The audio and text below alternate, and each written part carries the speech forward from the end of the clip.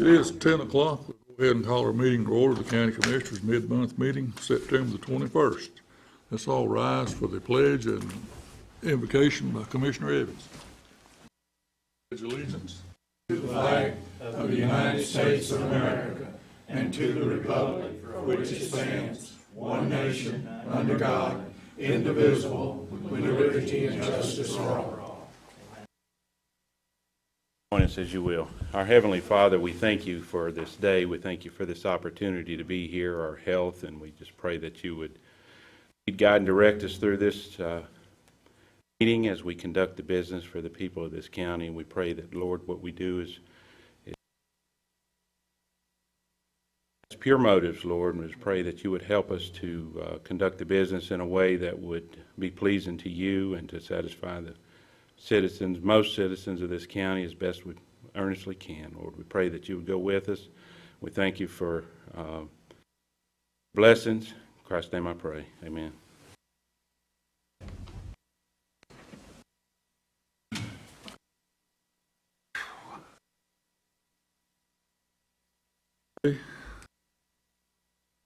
We need to amend the agenda today to include the financial report. Do I hear a motion? So moved. Second. Motion and second. All in favor, raise your right hand. 5-0. Will we be adding it, Mr. Chairman? In this particular spot you want, Michael? Whatever you all would like. Let's put it What in. about the county manager comments? Get it there? Do it there. We can do it general business right after the telephone internet at the bottom of that list. Just whichever. I would ask that you put it at the bottom of general business, if that's okay. General business.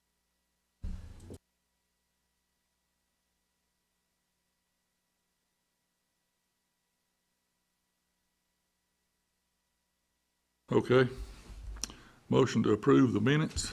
So moved. Motion and second. Any discussion? All in favor, raise your right hand. 5-0. First up is public hearing. River House Drive. Chairman, do we need on the minute?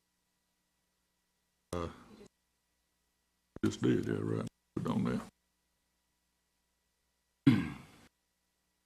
I think Wendy's out in the office, the audience. She could probably lead you into this road. Okay, I'm sorry. Come on up to the microphone there. Explain this to us, what's happening here. Good morning. Morning. I've had two road name submissions for this meeting. I have a River House Drive. It's located off of Hilltop Road. It's in the Sparta Fire District in the Gap Civil Township. This request has been submitted by Phyllis Miller. And then I have Glory Ridge Place. This has been submitted by Jim and Susan Heckman.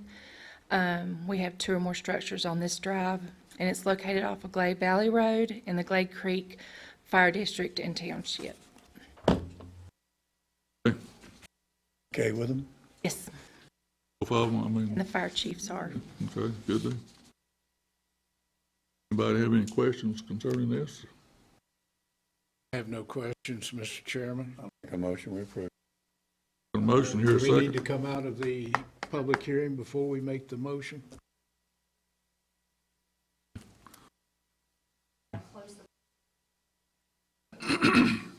We'll close the public hearing at this time, and we'll vote on these one at a time. We'll do the River House Drive first. Mr. Chairman, you might want to just to make sure there's no one in the public with name. Anybody got any comments on the road name? Oh, I saw. Thank you for. If you would, sir, we don't have a microphone for the public at large. Thank you for hearing our request. And my wife and I moved here from Daytona Beach and bought acreage on Glade Valley Road.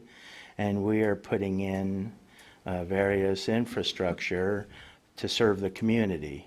This is a non-commercial venture, but our heart is to serve, following the number one commandment, and that is love thy neighbor as thyself. So we have put in a small replica diner called the Chickenette, which in 1965 in Auburndale, Florida, my parents owned, and I was the curb hop at the age of 15. So I have the neon sign and the menu board and some of the signage, and we built a mock Chickenette where we can serve community by invitation. This past Wednesday, we had law enforcement from 3 counties come out and served them.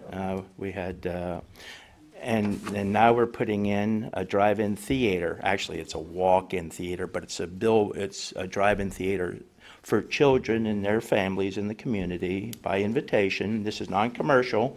We don't accept donations. We don't solicit funds of any kind.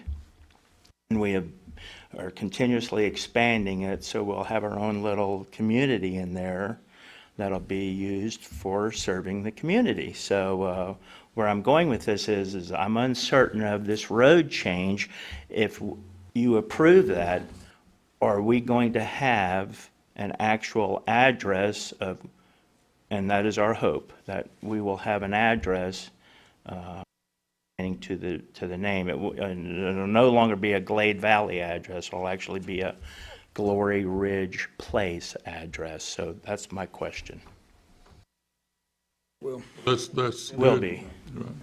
Thank you so very much. you. Oh, and by the way, October 24th, we are having a gathering of law enforcement, first responders, and we would like all of you all to come as well. We're going to have it professionally catered with 100 smoked chickens and racks of ribs and homemade slaw and beans, and you all are welcome to come. It'll start at 3 p.m. and go up and through the night, and then that evening we're going to have a double feature movie as well. And the movies will always be Christian themed or child related themed. So it's not going to be, it's going to draw people, and that's going to be our form of ministry. It's not going to be a let's beat them over the head with the Bible and condemn them to hell, damnation ministry. It's going to be come as you are, and eventually we're going to have a covered bridge going across the creek, and we're going to have not a billboard, but a sandwich board up on the road that, because we're right off the parkway, that's going to say bikers eat free today, and give them an opportunity to come in and see what we are about and where our hearts lie. So we want to be part of this community in its fullness. So thank you for the time. Thank you. Any further discussion on this? Anyone else have anything to say in the audience? Let me start there first. Getting none, any further discussion? Do I hear a motion? I make a motion we approve for House Drive. A motion, here a second. Second. Motion and a second, any further discussion? All in favor, raise your right hand. 5-0. Glory Ridge Place be the next one. Make a motion we approve Glory Ridge Place. I will Anybody? second that motion if there's no one to speak in the audience. A motion and a second, any further discussion? Back up, we're seeing the motions. To You're done. open up a public hearing for Glory Ridge Place. If anybody has anything to say about that, now would be the time to come forward. Seeing none, we'll close the public hearing at this time. Ask for a motion. Restate my motion to approve Glory Ridge Restate my Place. second, sir. Motion and a second, any discussion? If not, all in favor, raise your right hand. 5-0. Thank you. Thank you. Thank you for what you're doing. Yes, sir. Moving on down, public comment. If any citizen has anything they wish to address.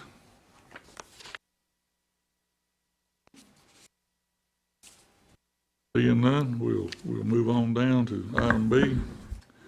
Is a presentation to the board and COVID-19 update. Jennifer Green, Appalachian Health. Good morning. Morning. Thanks for having me this morning. And I'm going to go over a few updates. Been a while since I've seen you all, so just want to say all the folks at the health department, we continue to keep the community prayers and our thoughts post-earthquake. I know it's not easy, and just want to say thanks to all the folks in the community who are working with our community members who we care so much about. Should see every week we publish a weekly situation update that includes an overview of how things are going in Alleghany County related to COVID-19. It is posted on our website, apphealthcare.com. So if any member of the public would like to review it, it's there for your information. As of this morning, we stand at 215 cases, 3 of which are active cases, meaning those are people who are actively in their isolation period, having been newly diagnosed with COVID-19. We have 16 additional people who are actively being monitored, and that means that we have people who are in their quarantine period, they've been exposed, and we are hopeful that they will remain negative throughout their time. But we are continuing to encourage people who have had an exposure to be tested, and including, the broader community. If someone is at higher risk, or if they are someone who develops symptoms, obviously, regardless of your symptoms, if you're at high risk, we recommend you be tested. If you think you might have been exposed, we also think that if you have any symptoms, it's good to be tested as well.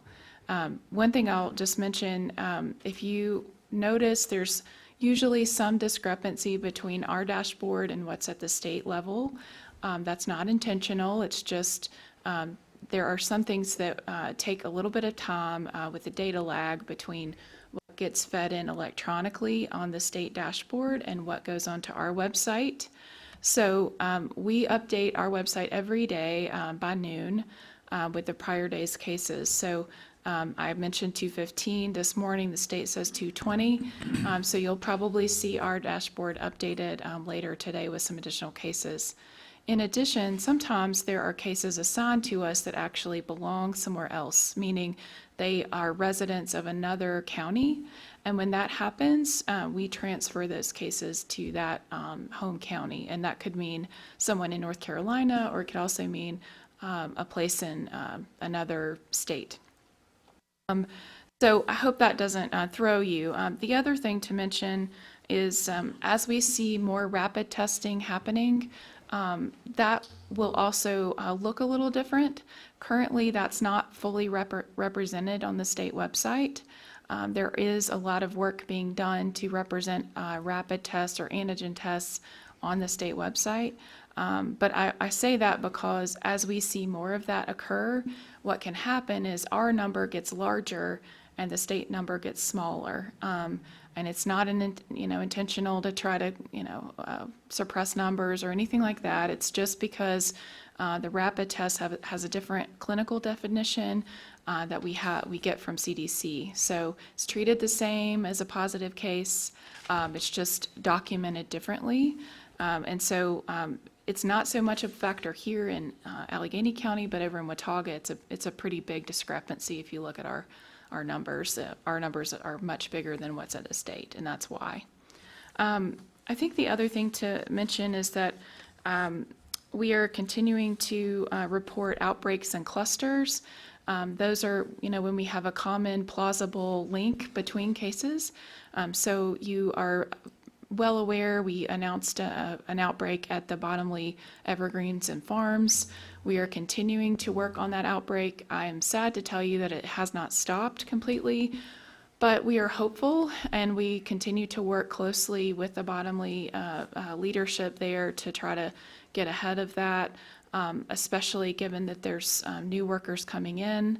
Our staff are testing at the health department every Monday through Friday. We have capacity that's already prearranged to test 50 people, and we're going to the farm itself to test a couple of times a week early in the morning before they start work. So can't say enough good things about our nurses who have continued to try to make sure that it's easy and accessible. And recently, I was asked to do a webinar with the North Carolina Christmas Tree Association. I know Christmas trees are a big agriculture push for our area, and I just want to tell you, I thought that was a good opportunity. I got to speak with our state epidemiologist about how, really our goal is to try to work together. We know that we're going to hit crunch time before too long. The cool in the air reminds us that we're going to be harvesting trees before too long. So I just want to reiterate, we want to work together with the farm and all farms and try to attack any kind of viral spread early so that people can be at work. Christmas tree growers and agricultural workers have a special exemption through the federal government that's critical infrastructure, which allows for them to continue to work as long as they are not positive and they're not sick. And so I want you all to know that because we believe it's important to protect the public's health, but we also believe it's important to strike a balance in how we address those measures. So that's one of the ways we're trying to work with farms to make sure that we are protecting their workforce and the broader community, but also recognizing the special situation that they're in with a limited time frame to work in the agriculture sector. I guess I'll stop there and just mention one more thing, and that is, I'm sure you all are watching the school announcement that came out last week, and of course, want to say thank you to Mr. Beasley and the team at Alleghany County Schools who continue to stay in touch with us pretty frequently. They do an incredible job of screening and monitoring, and I won't say that we haven't had situations where we've had to quarantine folks, but their actions have helped us stay ahead of where they are now, and I think set a good foundation for moving forward. So pause there and see what questions you might have for me. Questions? You were talking about the residency of another county or where a person lives. How does that apply to the migrant workers that come into our county, which obviously they don't live here except for a very few weeks or a few months? How do those numbers get counted against Alleghany and not wherever they originate from? Well, that's a good question. It's one we get asked a lot, and we do count if someone is living or residing in a community for a period of time and they test positive, that county gets the count. So that's following state guidance too. So in that case, if they're living here physically in Alleghany County, even if it's for a limited amount of time, it's counted in the Alleghany County numbers. And part of the reason for that is the recognition that when people live in a community, there is a risk, right? There's a risk that infection could spread to someone else in the community. So that's how we're treating all of tree workers across our district who are here on a migrant work situation. We also do the same for college students who are here over in Watauga County for a period of time. We count them in the Watauga count number. Why aren't those people tested before they come to a farm or, to this community? It's a great question. It's one that I think the state has been advocating for some time. And let me just say that even if they are tested, sometimes there's a need to test again. And, early in, one of the first cases that North Carolina experienced, there were migrant workers coming up in the spring and they rode the bus together. And so one was positive and everyone else on that bus became positive because of that. So it's not just entry into the state, but it's also travel that can expose people. So we are trying to work very closely with farms to make testing easy and accessible, even going to the farm site so they don't have to come to the health department to do that for free of charge. Have you had to take any legal action against any farms or any farms about not cooperating with the health department? We always want, I guess I'll start and say we always want voluntary compliance. That's always my preference. It's, I believe, the right thing to do. But we have been in conversation with the Attorney General's office and our attorney when needed, if we don't have accessible access to workers who we believe have been exposed. Now, if you have tested positive, it really doesn't benefit us to retest you because you're going to be, within 12 weeks, you're probably going to test positive again. So our interest is more about testing people who have been exposed. And when you have an outbreak, the goal is really to test more, not less.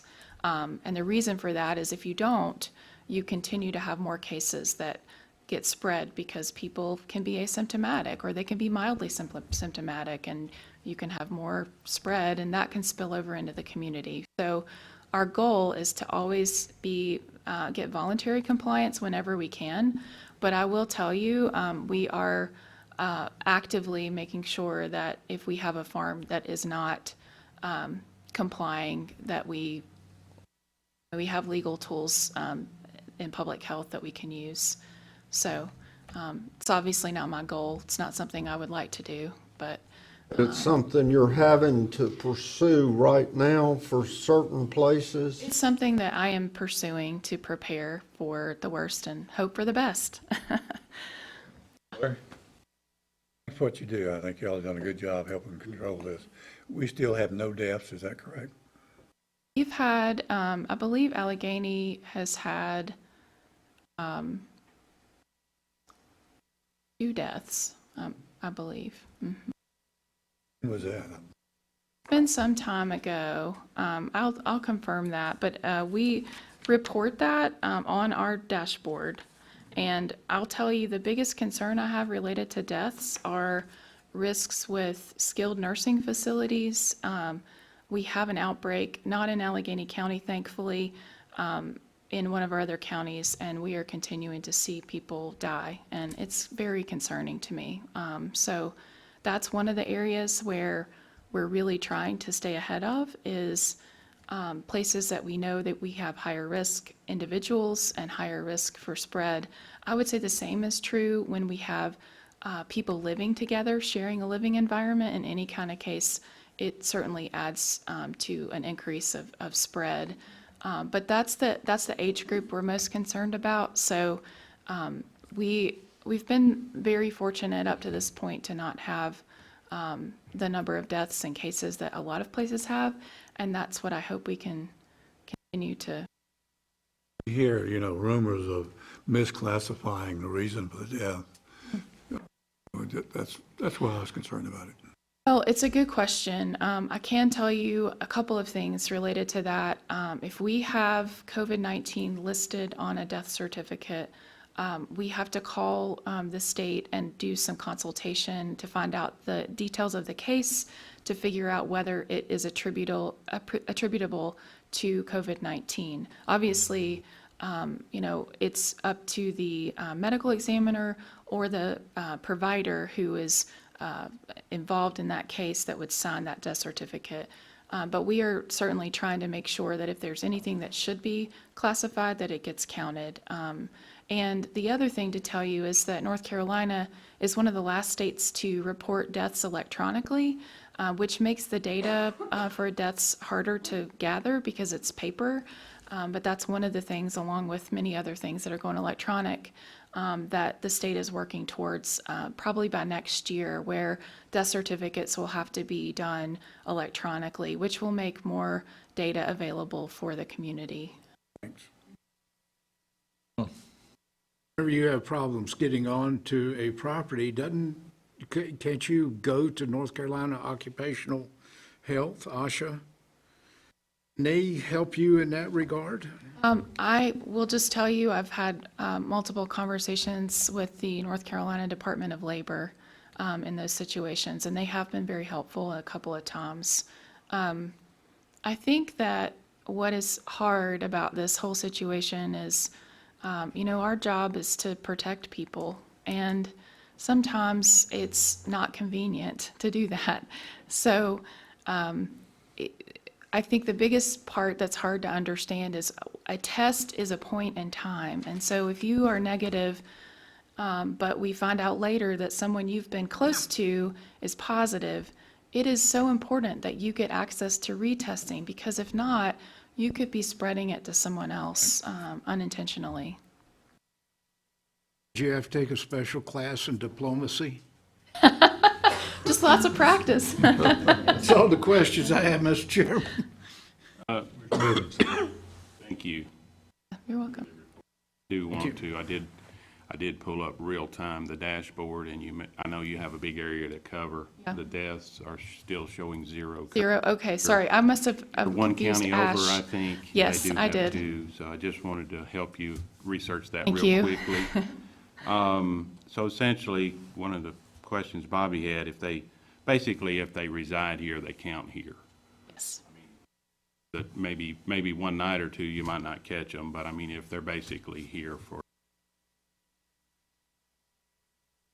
On the testing, we hear also things of false negatives, false positives. How is that showing up here? What's your experience? Our experience is it's more likely to get a false negative. I have never seen a situation where we've had a false positive ever. We have had false negatives, and those are more likely to come from rapid tests. If someone doesn't have symptoms, or maybe they have just begun their symptoms, you can have a rapid test that tells you negative, and then really best practice is that you actually do a molecular test behind it, the send-off test, that takes a couple days to get results. And that's when we're finding actually this person is positive. So the rapid tests are very helpful, and I want to make sure you all don't mishear me. It's incredibly helpful, but if you can imagine, just like when you go to the doctor and you've got the flu and you've got all the symptoms and it looks like the flu and acts like the flu, sometimes it takes clinical judgment to make that call, but in those situations, it's doing that secondary test at the same time and sending it off is what we have been finding. It's, maybe you're negative with the rapid test, but you actually come back positive with the other one. And in the case of one of the nursing homes we're working with, that has been incredibly important because, as you all probably know, that's a tool that's been deployed to a lot of nursing facilities, but we have learned it's very important to do both tests because you can get a false negative if you just rely on the rapid tests. But I have not had any experience with a false positive. The rapid test, how long does it take for the results? It's about 15, 20 minutes. Right, versus off to the lab. We're working, I don't know where our machine is in transit, but we're working to try to have that available, particularly as schools become more active with children. It's going to be a key to have there, and it won't be the only answer, but it'll be another tool in the toolbox. One final question is, antibody testing, if somebody wants that done, is that currently available in what process? It's not as available as you might imagine. There are some providers that you can search out that are doing those. Those are blood tests. The problem with that is there's not a lot of public health science to tell you what does that mean. I mean, the only thing I can say is if you've been positive, what we've learned so far is you basically, the thought is you probably have about 12 weeks of immunity from that. But so far, there isn't a thought that you are, you have lots of immunity, but it's more like if you got the flu, and they're two different viruses, so I want to make sure people don't misunderstand that I'm trying to draw conclusions for what we know, but the flu is, if you get the flu once a year, you can still get it another year. And I guess, what they've pulled together so far tells us you have about 12 weeks of immunity once you're positive. And probably the other key is, one of the things we're still learning about, to your point about antibody tests, I think they will come into play more long-term as a healthcare tool because there are patients or cases where we've had someone who develops new symptoms or new issues that are longer-term, cardiac issues or other problems that they didn't have pre-COVID. And that's our concern. It's not about, I know some people get away with milder illness and that's great, but there are people who have lasting effects, and that's what we're concerned about. And I hope that the antibody test, will continue to be studied in terms of how that can be helpful as a healthcare tool. providers. Thank you. Any other questions? You got any more information for us? Does that conclude? I guess the last thing I'll say is prevention is really important. And, there's been a lot of studies to support face coverings. And you saw I wear my mask in here. There was a new announcement that came out from CDC really supporting the fact that this could be an aerosolized virus, meaning it can go up in the air broader than what we originally believed. Of course, there's lots of study that needs to continue, but wearing the face covering and doing the social distancing with 6 feet or more and washing hands combined is what protects us the most. So I had to say it at least once when I was coming up here. So thank you all for having me and for your interest and the information that you shared with the community. Appreciate that very much. Certainly appreciate what you folks are doing for the citizens of the county and other counties included. We appreciate it greatly.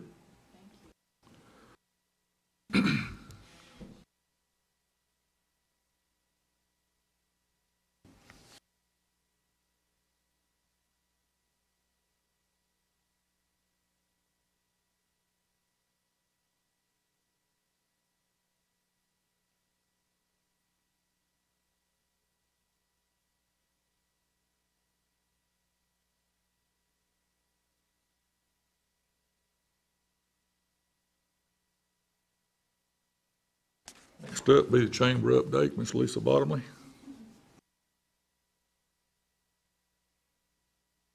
Good morning.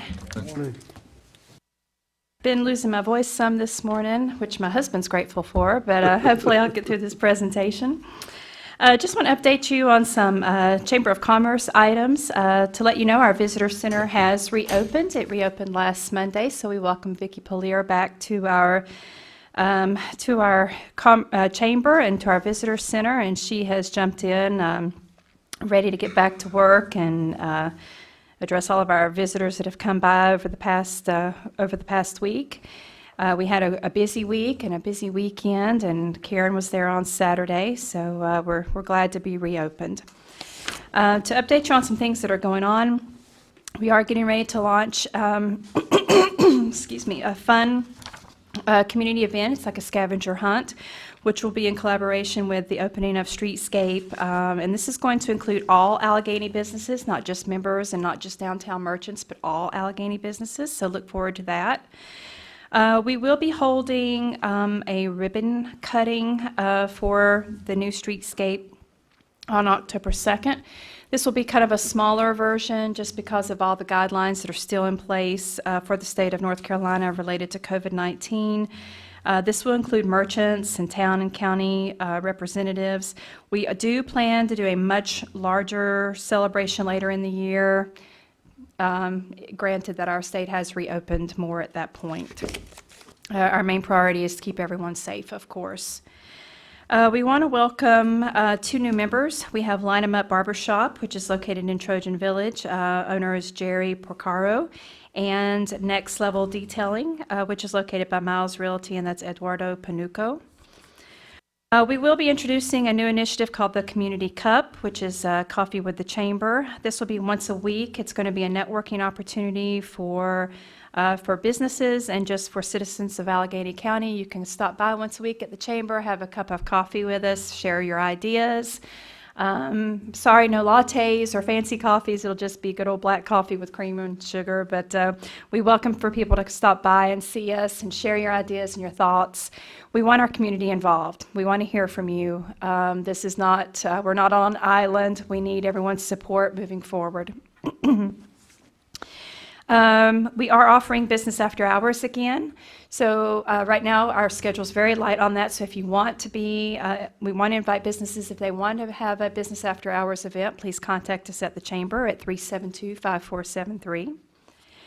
Just want to remind everyone that the Mountain Heritage Festival, of course, has been canceled. We did offer our vendors, pardon me, an online option of posting their products, their crafts, their arts. We've had minimal response on that, but we do plan on, whoever does respond, posting that on our website, on our Facebook page, some different ways to help these vendors since everything has been canceled this year. So if you are a Mountain Heritage Festival vendor, if someone's listening, please contact us to get into that online event. We will be partnering with Alleghany Writers this week for a walkthrough book signing with author Bryn McLean from 4 to 5 p.m. Again, that's this Thursday. All COVID guidelines will be in place. Just an update on Cycle NC. Cycle NC has decided to cancel their event this year. They do plan on utilizing Alleghany County next year at the same time, so we'll keep you updated on that. This was their decision. They did try everything possible to have the event, but it just, with COVID-19, has not worked out for them. To talk about advertising, each one of you you should have 2 magazines in front of you. I just want to kind of show you an example of some things that we've been doing. If you'll look at the Blue Ridge Digest, this one, we have 2 places marked. In this particular publication, we do a colored ad, and we also do an article. So both of those are marked for you just to see what we've been up to. On page 23 is the article about Alleghany County. So I just those are yours to keep and to read and to look at, see what we're doing. And then the other one is Blue Ridge Country. That page is also marked for you. We chose to advertise there. It was a special that was running with the Blue Ridge Parkway Co-op. We're right in the center of the magazine. As you can see, it says visit the heart of the Blue Ridge Parkway, a great place to visit, an even better place to live, Alleghany County, North Carolina, and we use the Alleghany County seal, or the logo for that, and authentically AlleganyCounty.com. So just wanted to let you know kind of what we're up to there. Blue Ridge Country actually is... They provide us feedback on how many people contact them through this ad in regards to Alleghany County. I just received a report from them, and this has only been out maybe a month and a half, and we've received close to 60 inquiries about Alleghany County based off of this ad in this publication. So I really like being able to advertise with someone where we get feedback, and we can report back at how much good it's doing. We are working on 2 marketing grants through the state of North Carolina to help advertise with Our State Magazine, and another initiative that's coming up. I have a meeting today with Our State Magazine. This would be free online marketing, some free ways to get the word out about Alleghany County and Our State Magazine or on their website. So I'll report on that next time. With Vicki being back, she has found a lot of different avenues to distribute our Alleghany County magazines. We'll be sending out 15 to 18 boxes of magazines just this week. We're also going to be delivering those to pumpkin lots, to tree lots, and to North Carolina Visitor Center. Also, she's contacted some other surrounding states to see if we can get some more in their visitor centers as well. Just to address, there has been some concern about the influx of visitors or vacationers to Alleghany County as people are seeing an increase in littering or disrespect of our natural resources. I'm sure a lot of you have seen that on Facebook or just in general conversation. There's a lot of people concerned about our rivers, about our parks, about unnecessary burning, and as they should be concerned. I do want to say that I have looked into the program called Leave No Trace. I do plan for the Chamber of Commerce to become members of this. I will be taking the training for this so that we can address not only tourists, not only visitors or second homeowners, but locals, natives, who also need to be reminded of how to take care of our natural resources around us.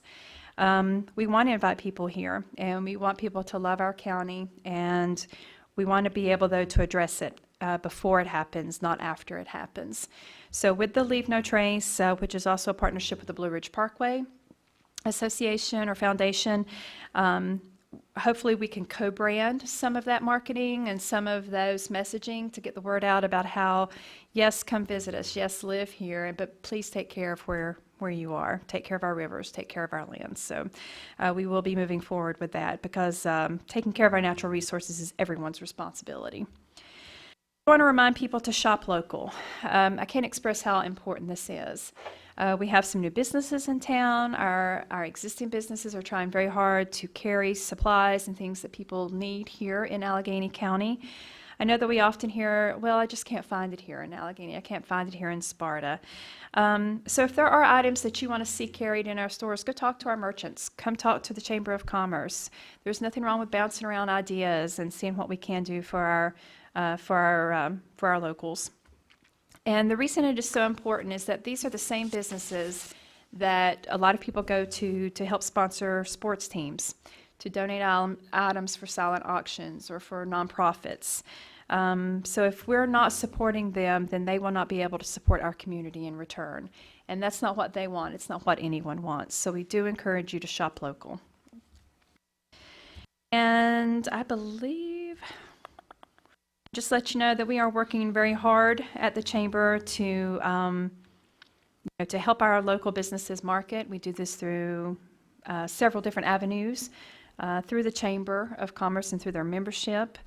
And as you know, moving forward, they will be investors. But what I do want to say, and I won't touch on it, but just for a moment because of time, but we are determined not to leave our current members behind. We will not leave them behind. We will be carrying them over and as founding members of our new organization. And when it is time for their membership or investorship to renew is when they'll have the option whether to stay where they are or to invest more into their community. So there's more to come on all of that, but I do want everyone to know that we are not leaving anyone behind and that we value our members now and moving forward. You have any questions? Questions? Dave, thank you. Yes, it was very informative. We Right. appreciate what you're doing. Thanks so much for having me. Thank you. Thank you. Next up, general business. Fairgrounds. Ms. Megan, Morning. morning.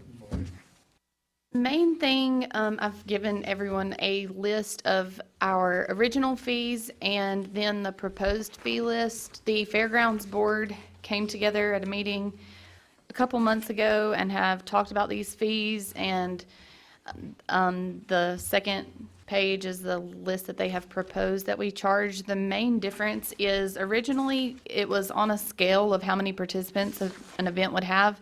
So 1 to 100 participants was just $50, and if you went up to over 1,000, it was $500 plus 15%. And the issue was a lot of times we were not receiving that 15%. So the Fairgrounds Board has proposed that the grandstands is $500 a day with a maximum of $2,000 a week. So even if they need the grandstands for the entire week, $2,000 is the maximum. And they've done the same thing with the Black Building. They've tried to put a cap for a week as to how much that we would charge. We have also added deposits as well as fees for using the tractor and the sound system that were not there before.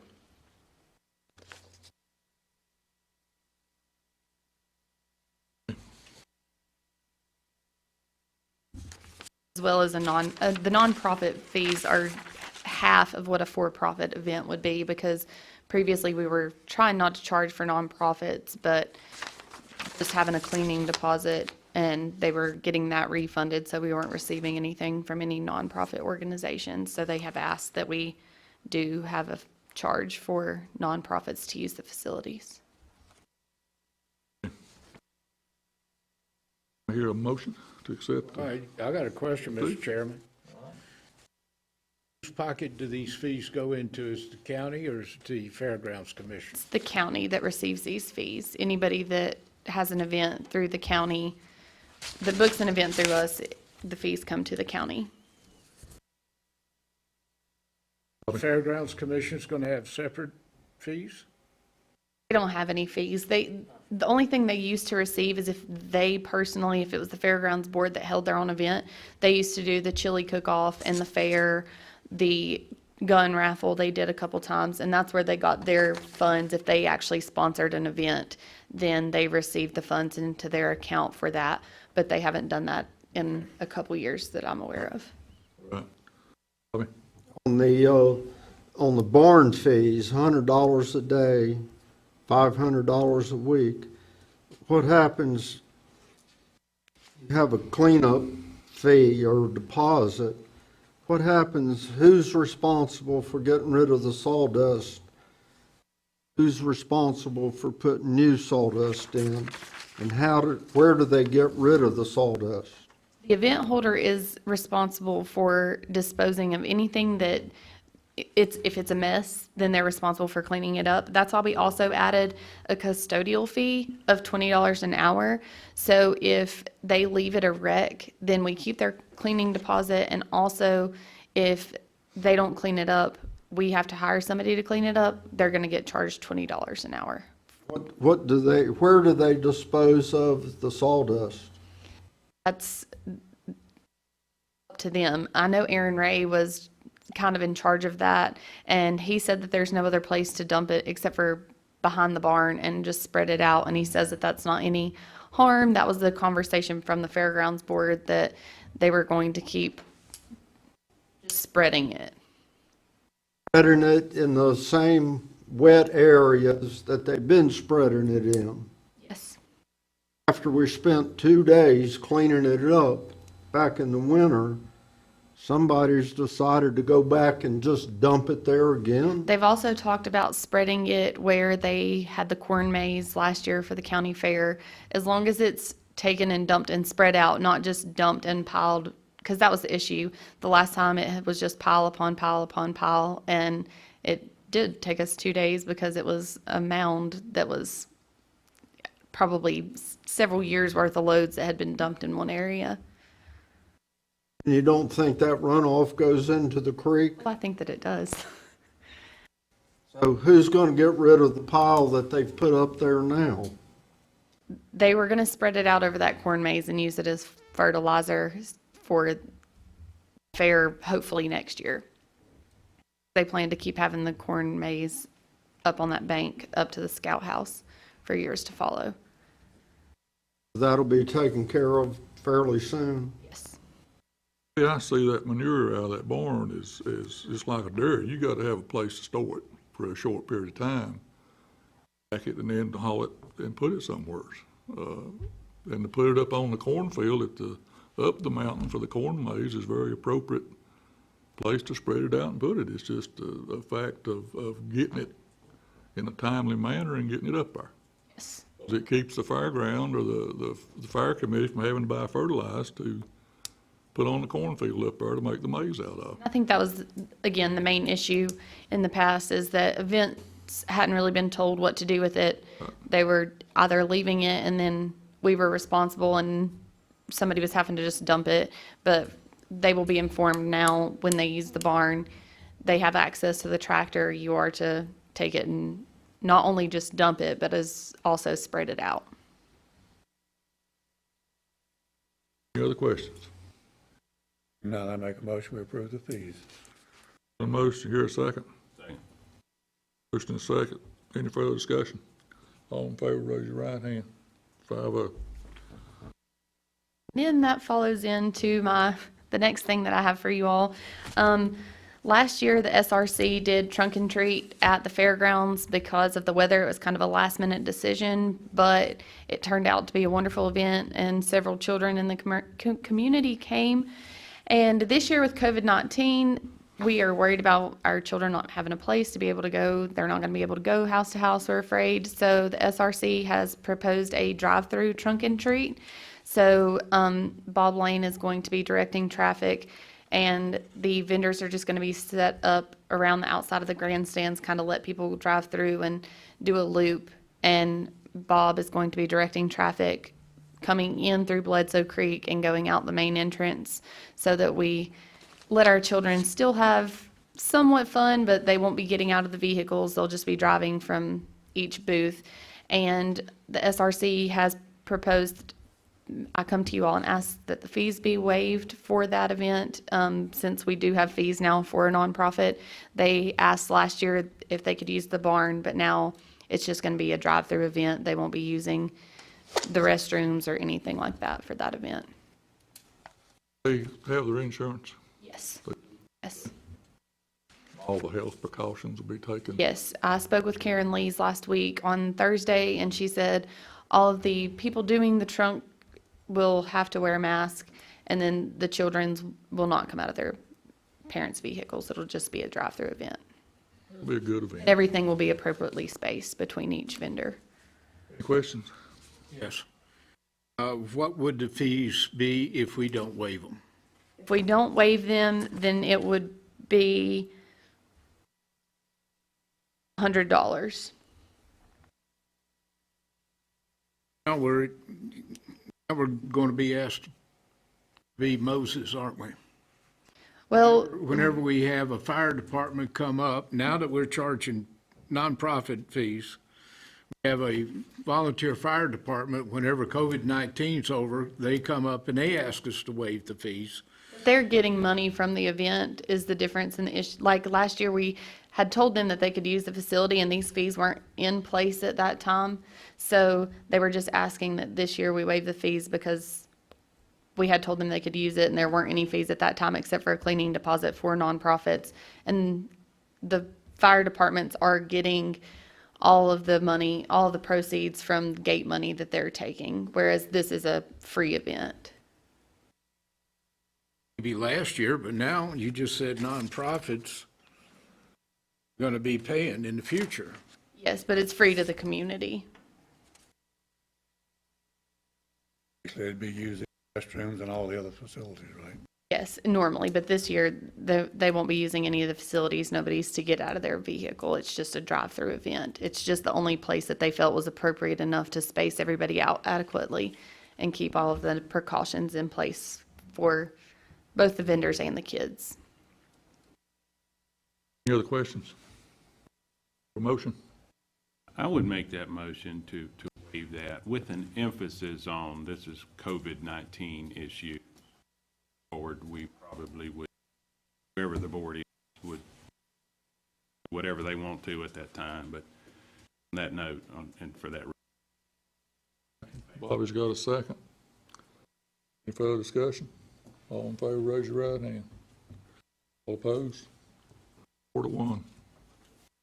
Thank you. May I ask a question? Sir, Just to be clear, so the initial motion to approve the fee structure, as I heard that was a recommendation from the Fairgrounds Committee, correct? Yes, the new fees are what the Fairgrounds Committee came up with to bring to the board for approval.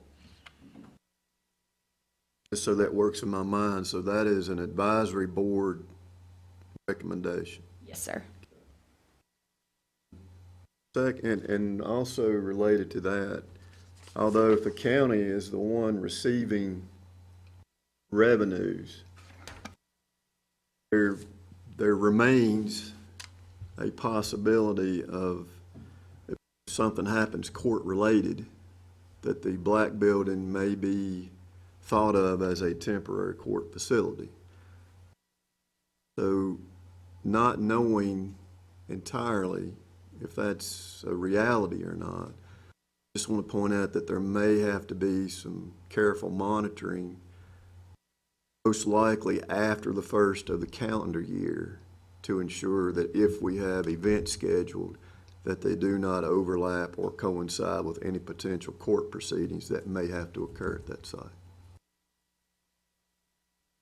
That's more procedural, isn't it? It is, but I just want us to keep in line with that, because we have determined that facility to be a temporary court facility if needed. I have a question then, Mr. Chairman. one on the right here first, Mark. these would be effective immediately, is that? Sir. So who's doing all the scheduling at the Fairgrounds Commission now?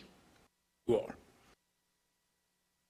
Making the decisions, you don't have to go to anyone else for approval? Well, not necessarily. If it's a time frame within the committee, then I have to present it to the Fairgrounds Board if we have a meeting before the event. But Now the question comes up, the county chairman just said that you consider this as an advisory board. I made the comment that I consider that to be an advisory board's recommendation. But you're assuming that they are an advisory board. This instance, yes. Fair having to approve events, they're no longer an advisory board, they're an operational board. I don't disagree with that. And the reason why I bring this up, we are placing the board members in jeopardy. If there is an injury or a death during one of these events and a suit arises, and I'll look for legal counsel on this. If this event happens, and I'm going to go back to whenever Chrysler pulled out of NASCAR in the 70s, Richard Petty went drag racing, broke an axle, and killed a couple whenever the car went into the stands. They sued the drag strip. They sued Richard Petty individually and Richard Petty Enterprises. If something like that happens at the fairgrounds, it's an operational committee making executive decisions. Members of that board are subject to suit because they're going to sue everyone. They're going to sue the Fairgrounds Committee. They're going to sue the board. They're going to sue the county. Even though they've got insurance, they're going after the insurance company. Am I not correct, ma'am? They have assets. We're in the process of unraveling the duties and obligations between the county and the Fairgrounds Incorporated. I was just handed the bylaws this morning and started reading them during the opening, which was why I wasn't paying attention. So if we could defer my answers to any of those questions until I can finish reading these two documents, I'd greatly appreciate it. I will say that we have been in the process of kind of tweaking the bylaws. It's been a process, but the fairgrounds, at the last fairgrounds meeting, which was Tuesday last week, they asked that we actually sit down and have a discussion with a couple of the members of the Fairgrounds Board, Mr. Carter, and a couple of the commissioners, so that we could kind of hash out what is this board exactly, find out who's responsible for what, and actually have just a work session to determine some of these things that we have questions for, so that is in the works. And I know Donna only has a short time left with us, so the new attorney will be involved as well. Before any bylaws are set in stone, they did want our attorney to have a look at them so that the Fairgrounds Board is both covered and commissioners are aware. The only thing I'll ask in that regard, is my concerns valid, ma'am? Could there be possible jeopardy there? In theory, without me knowing more, I mean, I guess I could say anybody can be sued for any reason, for any, whether or not they'll prevail, I cannot tell you. Thank you, ma'am. I just don't know enough about the structure. I know some dealings with the fairgrounds that we had back in like 2008 and how it was structured at that point, and I know what it was intended to be at that point, but I don't know about the evolution since then because there's not been reports back to this board. So what the Fairgrounds Committee itself has done since then, I have no idea. That was 12 years ago. So there's a lot of history I need to catch up on that just has not been a priority for this board in the last 12 years. I guess for Donna, as far as I know, there's the original bylaws that were done quite a few years back. And I think those are easy to identify by, they had 150 members on the board of directors or in the bylaws. So that's one set of documents, and I guess that's the original. Yes, and I think Mr. Carter gave her both the original and the proposed. And the two new proposed. One was highlighted in red, which was about Yes. And then there was one that came out of Tuesday's meeting, which I guess would be the third Draft. possible set of bylaws. So I think you've got three. I have two, There's and all of them two. are in black and white. So there's one more someplace.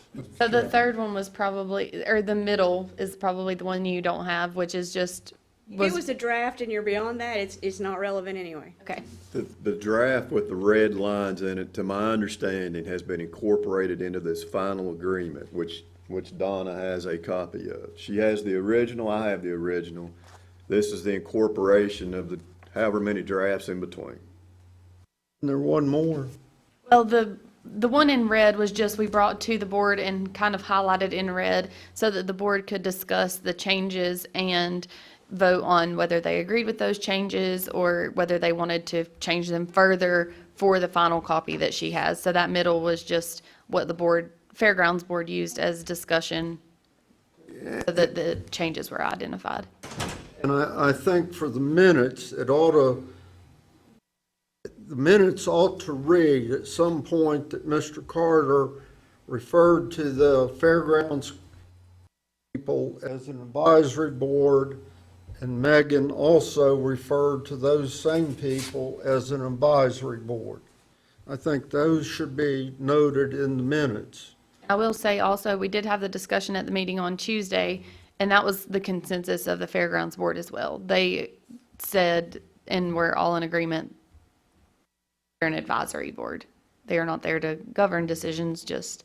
That should be in the minutes also. Okay, Speaking of that in the minutes, that's not part of the agenda, I think. It's not. I think it's good discussion, but I don't see it as part of the agenda. So I don't know why it would need to go in the minutes. Regardless of what you say, whether it's in the minutes, whether it's not in the minutes, it doesn't make a bit of difference. It either is or it isn't, and we need to determine that through more documents than just what I have in front of me. So we do need to, this is not on the agenda to make that determination today. It was on to discuss waiver of trunk or treat fees. fees were to be discussed and waive the trunk or treat We'll vote it on. fees. I think we could all agree it would be a good agenda item for next meeting to revisit. Correct. Less, Direction to the manager and put it on the agenda for next meeting. We want to try and schedule the work session between. I'd be in favor of that.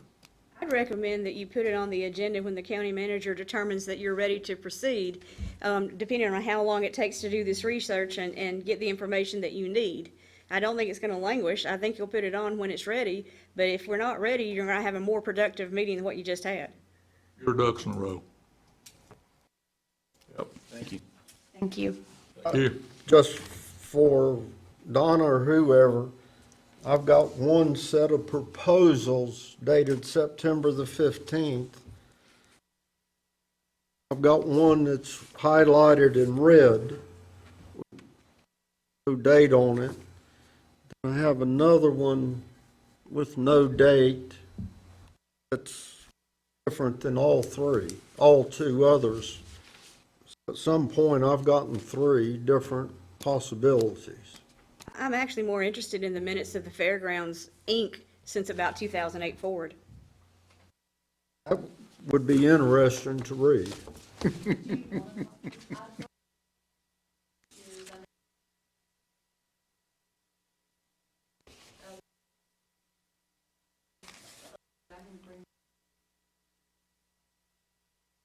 The next few days.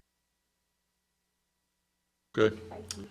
Moving on down to item 3, resolution declaring Ames van surplus property. Tiffany's moving up the chairs. She's coming one at a time. She's getting there. Morning. I'm here today to request that 2 Alleghany and Motion vans be declared as surplus. They have been replaced in our fleet, and I would also like to request the minivan or the Dodge Caravan be transferred to the Alleghany Council on Aging to help with the transportation of the delivery for the meals for the Mills, or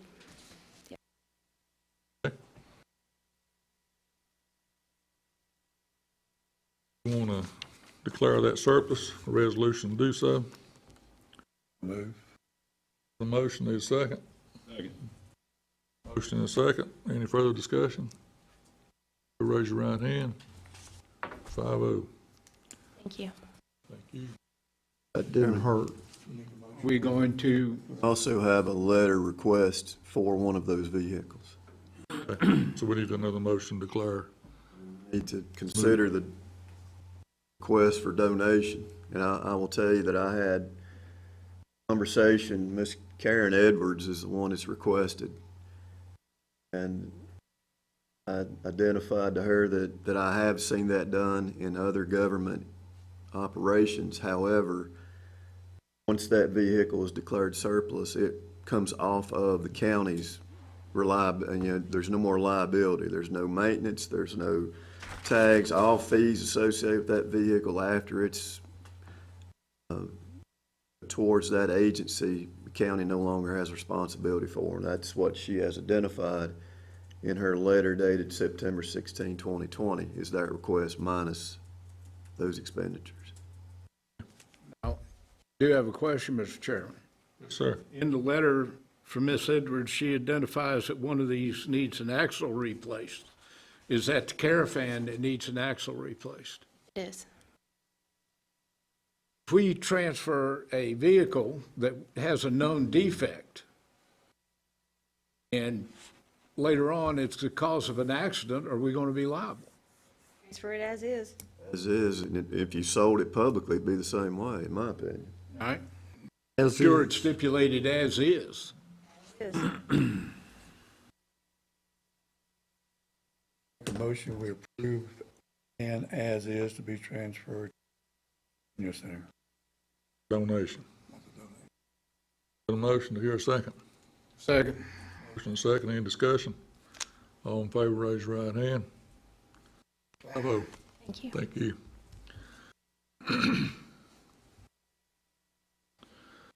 Next up is a bypass traffic discussion.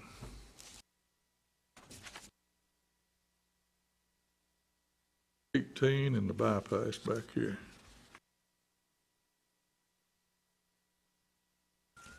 What's this?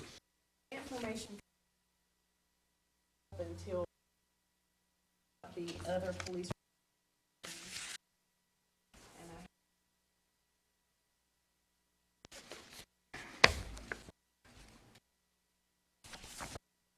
Mr. Chairman, what is proposed? A resolution from us that a stoplight be placed at the location, sir? Is that the resolution that we're on? Where's the town standing on this? I mean, I've heard from stop sticks to roundabouts to four-way stops and stoplights. So I haven't spoken.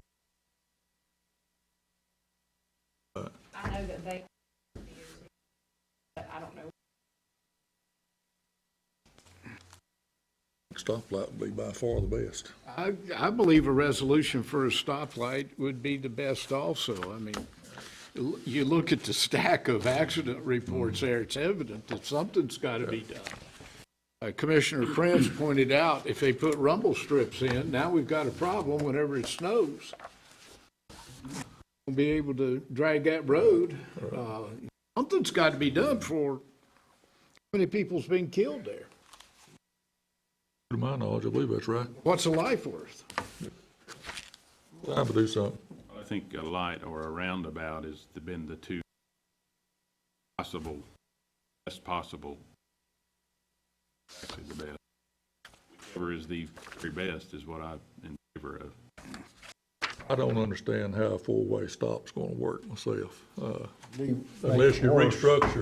restructure the turning lanes or whatever, but That people can't navigate a two-way stop right now, but for the county's responsibility is we could ask DOT to do something. The way I understand it, it's up to DOT to make that final decision. I don't know if a resolution would help that the board recognizes this, it's a dangerous intersection. I don't know with Main Street finally being opened, if that'll relieve some of the traffic.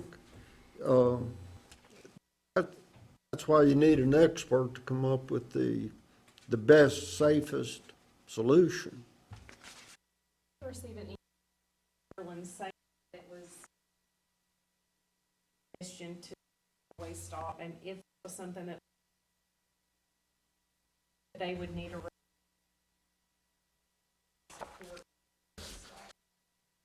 Always stop being a traffic light or just a sign? way stop. I would not vote. It either needs to be a traffic light or a roundabout. If they mean a Since I go four-way through stop. there several times a day, I prefer the roundabout. And I did notice today that I assume the noise, the big orange and white rectangular signs are gone now that should help. Has and keeps you. Has helped. Bobby said people get there today with a two-way, they don't know whether to turn, whether they got right of way or not, and it's a traffic hazard.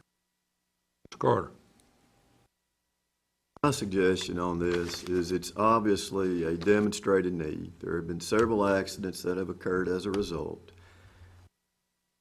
Not to discount a resolution, but I would encourage us to have one of the DOT people at your next meeting so they can fully understand the concerns about the intersection, that they can discuss what they have provided in writing, maybe take some of the additional comments and incorporate that, and then we consider some type of resolution after you have more information. These are a lot of fact sheets that, you know, people do, and they're great, but I think if you have someone standing there that actually hears more about it and can present it in a different way, I would suggest you do that. If I could add one thing too, normally each year you're asked to do priorities for DOT for the county. When it comes time to do that again, make sure you designate that as one of your priorities. I know it's been designated before, but you have more data now to support the reason why you want it. And also, this, to continue on that, the town and county every so often has joint meetings. And this may be an ideal candidate for a joint meeting so that the town and county both receive the same information, the same presentation, and then they can, you know, both bodies can pursue it equally as a thought. That's a good suggestion myself for the joint meeting. There are 5 Mondays in November.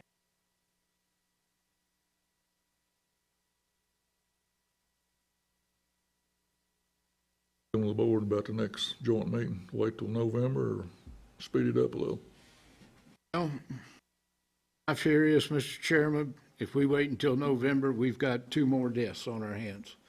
We've got a little momentum going right now, I Yeah. think, Ted, Well, I don't want it on my conscience. I got enough on it as it is. I'd prefer a joint meeting quickly as possible with DOT to brief us. I agree with Commissioner. That be a good meeting to have the DOT, or do we need to, just the town and us, have our conversation, then have the DOT? I think you have personally, I think you have DOT at the meeting and provide information, and then you can thank that individual and you can continue your meeting based off what you heard. Joint meeting. Yeah, that's my thought. Okay, let's get a date worked up. I'll be saying the 5th of October, Monday. First Monday. That's our next meeting. That's our next. We can't do the joint meeting. We gotta have a separate meeting for the. We do all that? We can invite the Yeah, right. Our Town joint, council.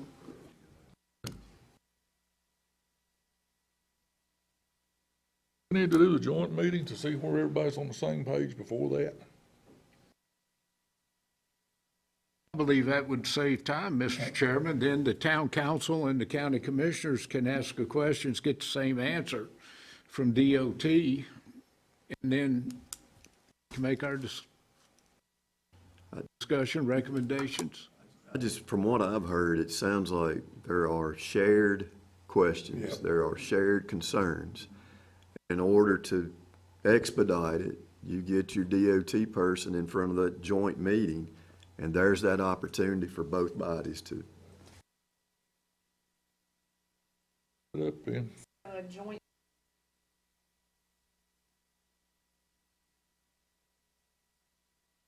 And there's not a lot of time for DOT in the town between now and the 5th, but they should be able to.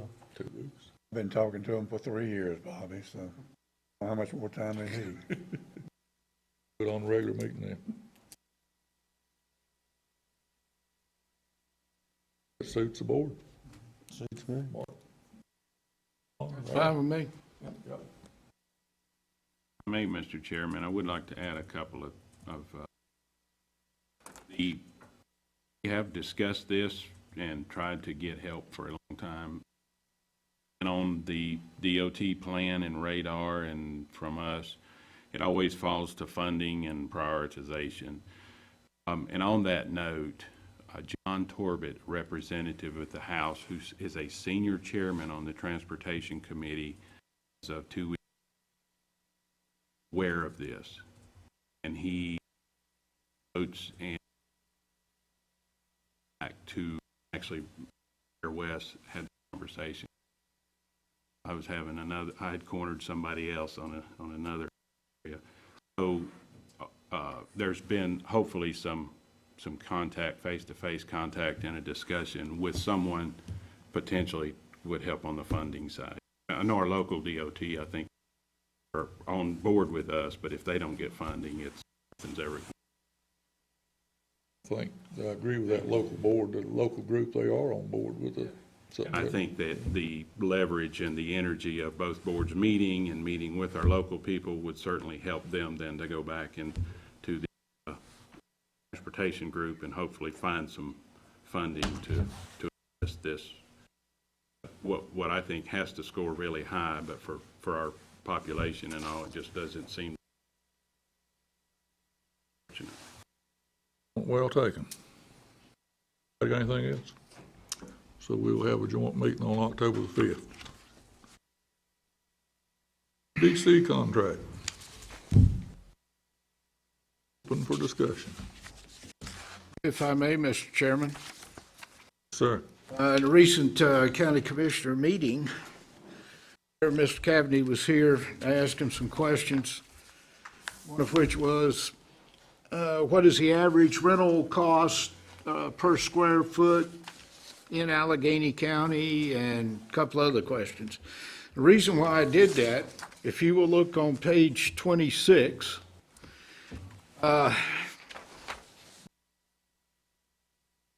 operator manager being responsible for economic development activities and serving as director of Alleghany County Economic Development Corporation located in Alleghany, North Carolina. Now, that is a contractual obligation. Now, during that discussion, we found out that the manager of the facility is only working 12 hours. So, and he, whenever I questioned him, if he was doing the economic development, he stated that he wasn't. At that time, if memory serves me correct, I said that we need to either cancel the contract or that we need to at least rewrite the contract, taking that out of it because they're in violation of the contract. Now, later on during the discussion that the county manager and I had, we found out that there's other things that were more involved, and as I was looking and remembering back, whenever we've started talking about the condition of the roof in the Business Development Center, and we had 46 leaks in it,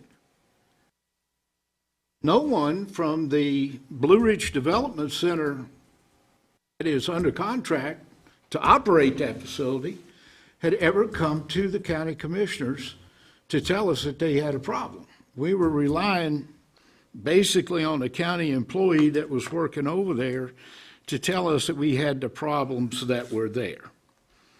And later, we find out that we've got companies that have been renting a business space over there for at least 6 years, possibly longer, that's still paying the same $150. Recently, I found out that in 2012, the corporation had purchased 2 lots, and these are the lots that the farmers market sit on, paying $86,000. Now, the $86,000 had to come from somewhere. I don't know where it came from, but I am assuming, and we all know what assume does, that that money came from the rentals that had been collected in the BDC.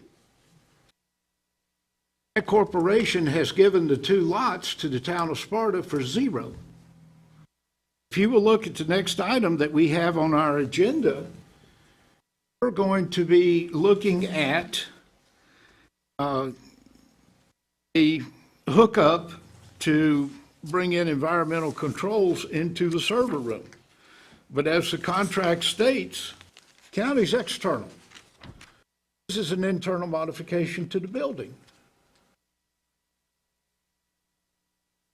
I'll discuss the bid that we have in front of us whenever we get to this, but as far as the contract, as far as I feel that the contract has been violated, and it has come to the time where the county needs to assume control of that building.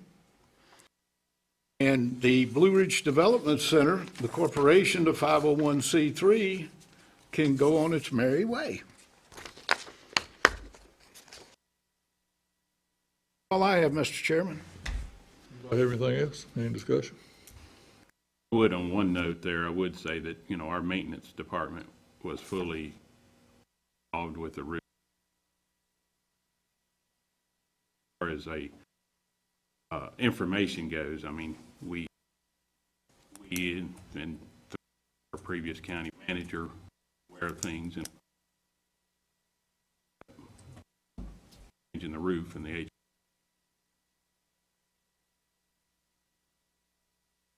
On the farmers market, did they not get some grant money on the purchase of that properties over there?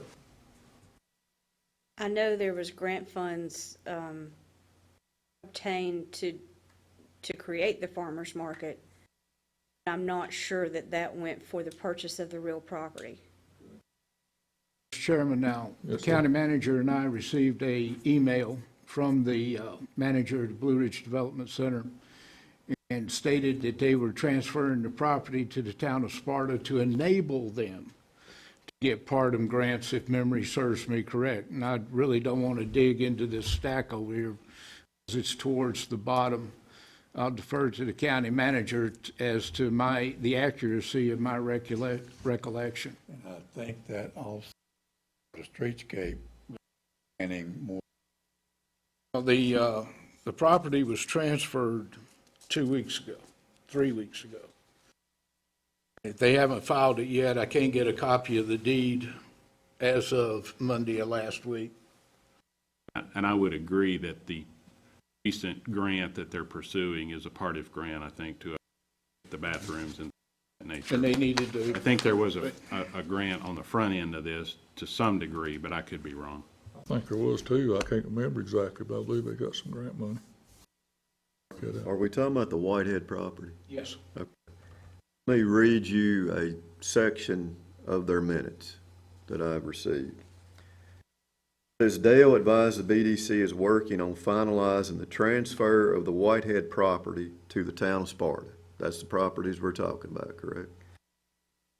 Ryan provided information on the history of these 2 properties and how the BDC was involved in the transaction. The town purchased the properties for $30,000 and $56,000. The homes on these properties were used as a training exercise and were removed. And I'm just learning this. You guys probably know this stuff. He advised that they had obtained a Parks and Rec grant of $50,000 to make improvements. He advised there is a committee working on the improvements and such items such as a playground and equipment have been ordered. The deed was signed and notarized at the conclusion of the meeting.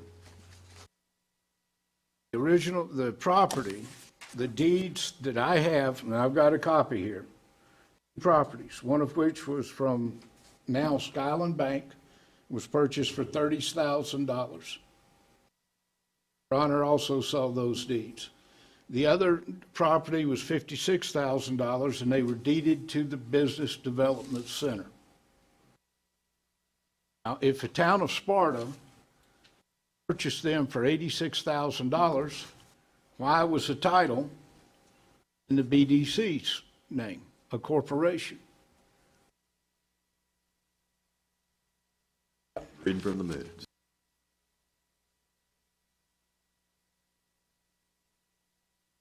That is, in fact, the way that it went. I wish the town of Sparta would buy my property. I'll sell it to them. And they can transfer it to my name. The 30,000 or the 50,000? Well, I'd like a $250,000 what I've got in it, but.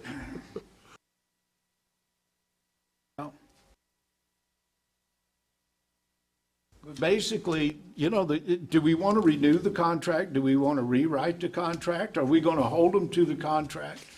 Which means that they've got to start recruiting for some businesses in Alleghany County. I think your point is correct as far as the development. That has responsibility is being taken over now by the group.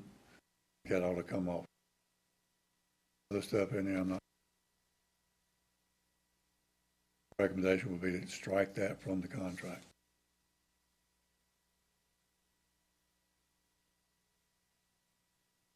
Trying to get some clarification on who owns what, who bought what, and how it got.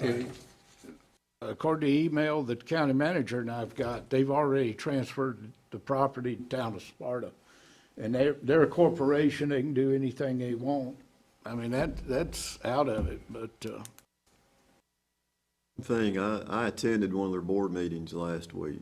One thing that I pointed out, just in my 9 months of being here, is I'm not sure that there's been a good line of communication between that group and the Board of Commissioners. We've demonstrated that by some of the comments here today. One of the items on their agenda is actually talking about core functions and mission.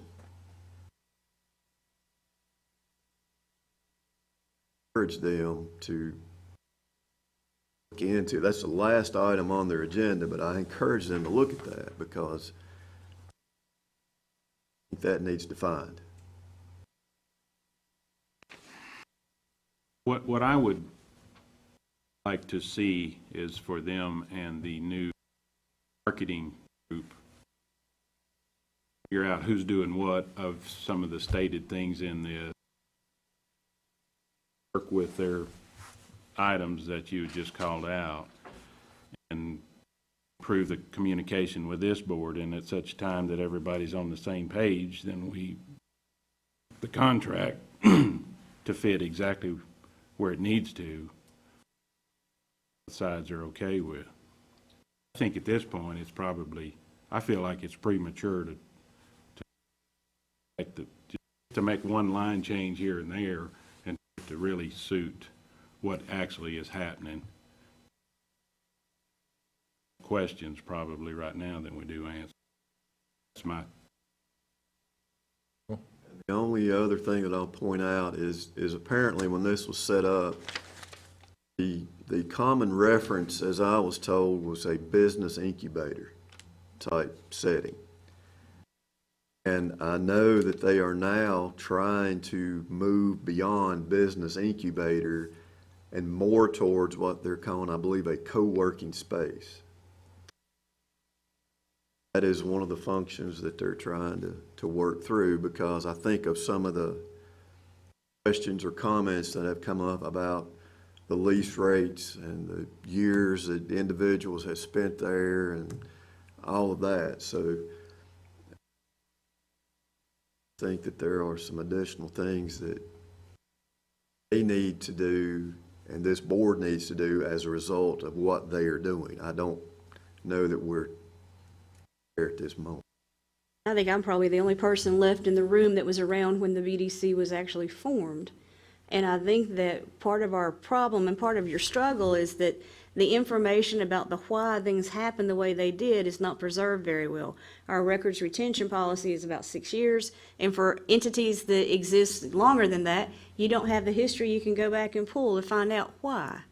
But it is true that when the BDC was originally formed, the idea was to be an incubator for new business, so that if somebody had an idea, they could work with, at that point, Clark Hunter, who was the director of the BDC, to develop a business plan and to have office space where they could operate for around a year, a little bit, maybe a year and a half, to see if they could get the business off the ground and then vacate that space and go on somewhere else, and allow another business to come in for the incubation stage.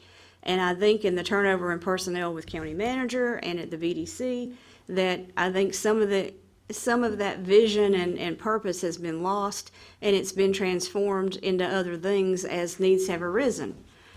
This contract that was done in 2018 was a revision of the original, and I'm not sure if any of us even have a copy of the original at this point because it exceeds the 6-year retention policy. So the authority of this board, though, is you own the property and you're contracting with the BDC, which is a corporation. And so you also have some control over the funding. But as far as the inner workings of the BDC, it's a separate corporation with a separate board of directors, and you can't dictate what they do, except for the funding that you provide for the BDC and the rental of the office space. So within the confines of that, you can negotiate a new contract, but as far as defining exactly what the BDC does, I think that may be a little bit beyond your control at this point. Well, it's not our control anyway, and it's ill-defined because the bylaws are for the Blue Ridge Telecenter, which was the original purpose for the purchasing of the building and the modification. That's why that military-grade fiber optic is up there. We've never rewritten the bylaws. It's not defined in there. Now, it's my understanding, and I'm trying to search back, and I don't want to dig out the bylaws that I've got right now, but I believe the reason the town manager and the county manager were on there was so that they could be part of the management committee of the corporation. At least the liaison. Or a liaison, that's why they are on the board of the directors. Now, which brings another question up.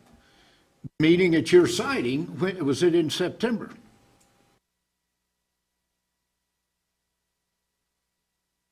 September 17th. I was Brian Edwards there because he was no longer the town manager, therefore he should have been replaced by the new town manager. But it is my understanding that the chamber also holds a position on that board. And with his new position, brought in as that individual.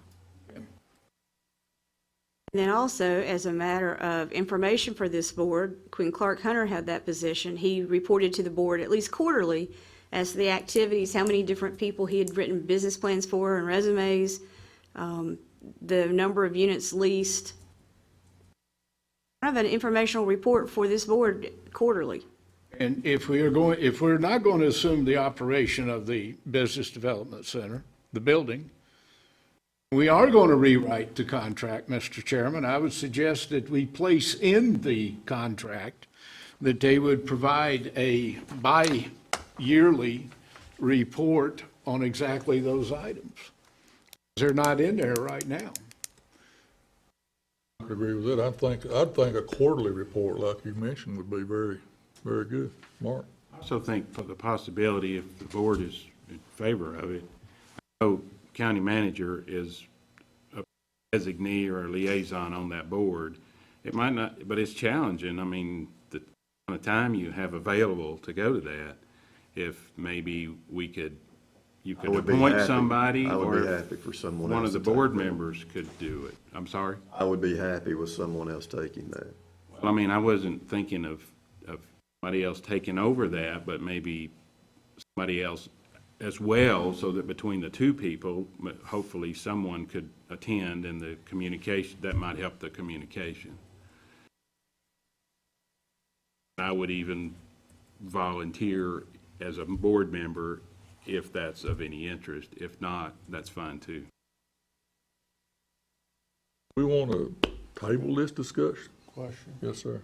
Well, Mr. Chairman, I believe we need to make a decision on whether we want to cancel the contract, the county assume operation of Business Development Center, or rewrite the contract. That'll tell us which way we want to go. I think Bobby's got a question right quick. Mark had a while ago mentioned the new group that's forming with the Development Center, the Chamber Marketing Group, whatever they're called. Is that something that group might want to be involved with this group at the BDC, or is that going beyond what they're looking to do? To me, it sounds like they're sort of going down the parallel tracks. I don't know if we want to talk to them about that, or They have representation on the board. I don't know. They do. That's where I think them discussing through for futures for both entities to make sure that they're, and I think that's what their intentions are, but it's just gonna, I don't think that they're ready yet to know exactly what contract they want to propose to us, or vice versa. Okay. I have no problem with Mark, sir. Wants to. And John. He's there. That's up to them, their board too, I mean. John's wanting to make a decision. All right, well, I'll make a motion that we cancel the contract with the Blue Ridge Development Center and assume control, the county assume control. We've got a motion. Do I hear a second? No second. Motion fails. Make a motion that we rewrite the contract with the BDC to include the things mentioned in the discussion. Got a motion to rewrite the contract. Things we just mentioned in discussion. Clarification on that. Moving the economic development.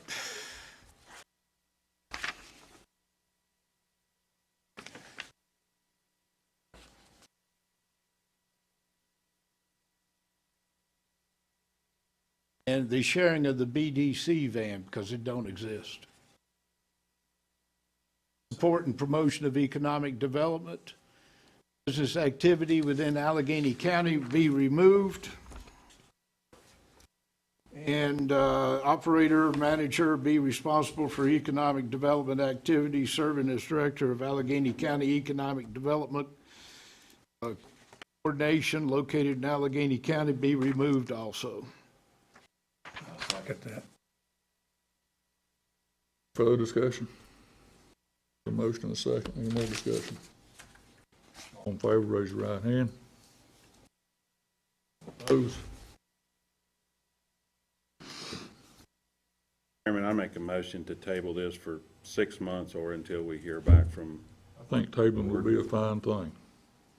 Some further insight. Know a little more about it. We need 6 months, Donna, or can it be done? Or sooner if they're ready. I would state it that way. Okay. I'll second that. So you're delaying, we're not tabling, we're delaying action for 6 months. Delaying action, because we can't table, we just passed it.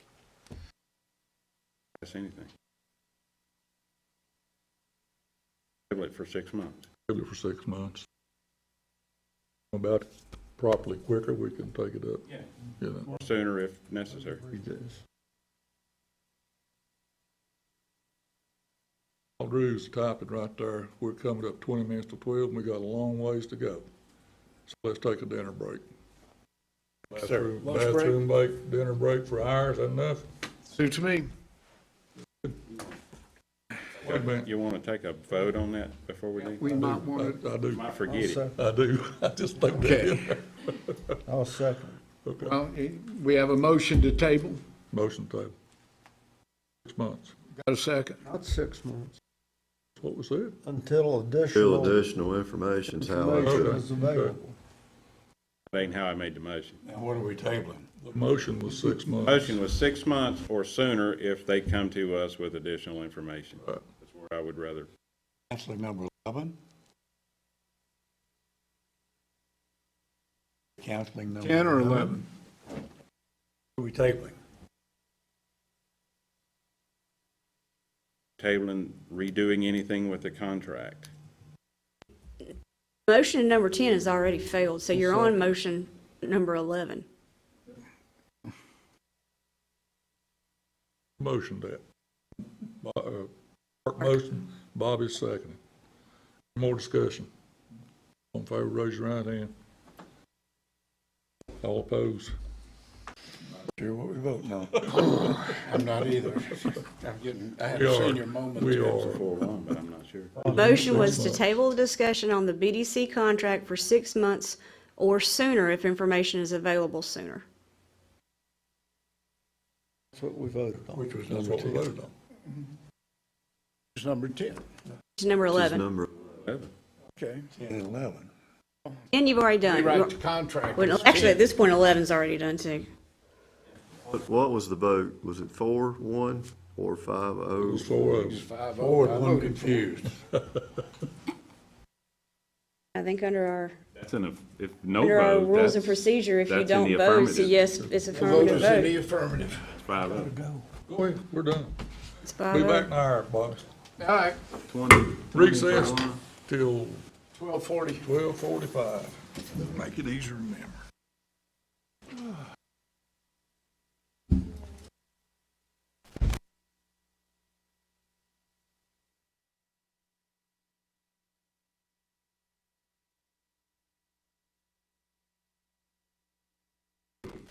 Call our meeting back to order, get started back here.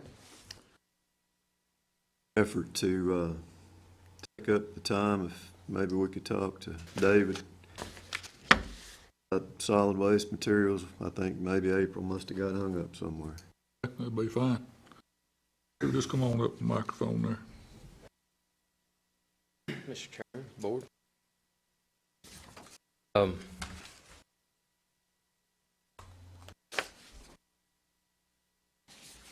We have been working diligently there at the solid waste transfer facility to try to come up with some ideas and things to make things a little better. We'd like to generating instead of losing. Report that the loader is at present time working, and the Caterpillar loader, the engine has been taken out and should be back this week. So hopefully that will happen. I haven't heard back from them for sure, but hopefully they'll have that taken care of this week. We had discussed and talked about cardboard, and we was wanting to approach the board as to cardboard being a charge rather than a no charge item. Now that we're not recycling, to bring cardboard in now has to go into the regular trash, so we're paying to have that disposed of. So the county is footing the bill right now for all cardboard that's being brought in. We have a significant amount of cardboard that actually comes in per week. We have approximately 15 tons to 20 tons per week that comes in pretty much on a regular basis for most of the year. Now, part of the year, of course, it slows down, but right now in this period of time with pumpkin season and Christmas tree season, the cardboard, it picks up some. So right now, we're not charging anything for that, and we would like to approach the board to see if that was a possibility of a charged item now. When you say charge for the cardboard, what about the everyday person who brings in their cardboard?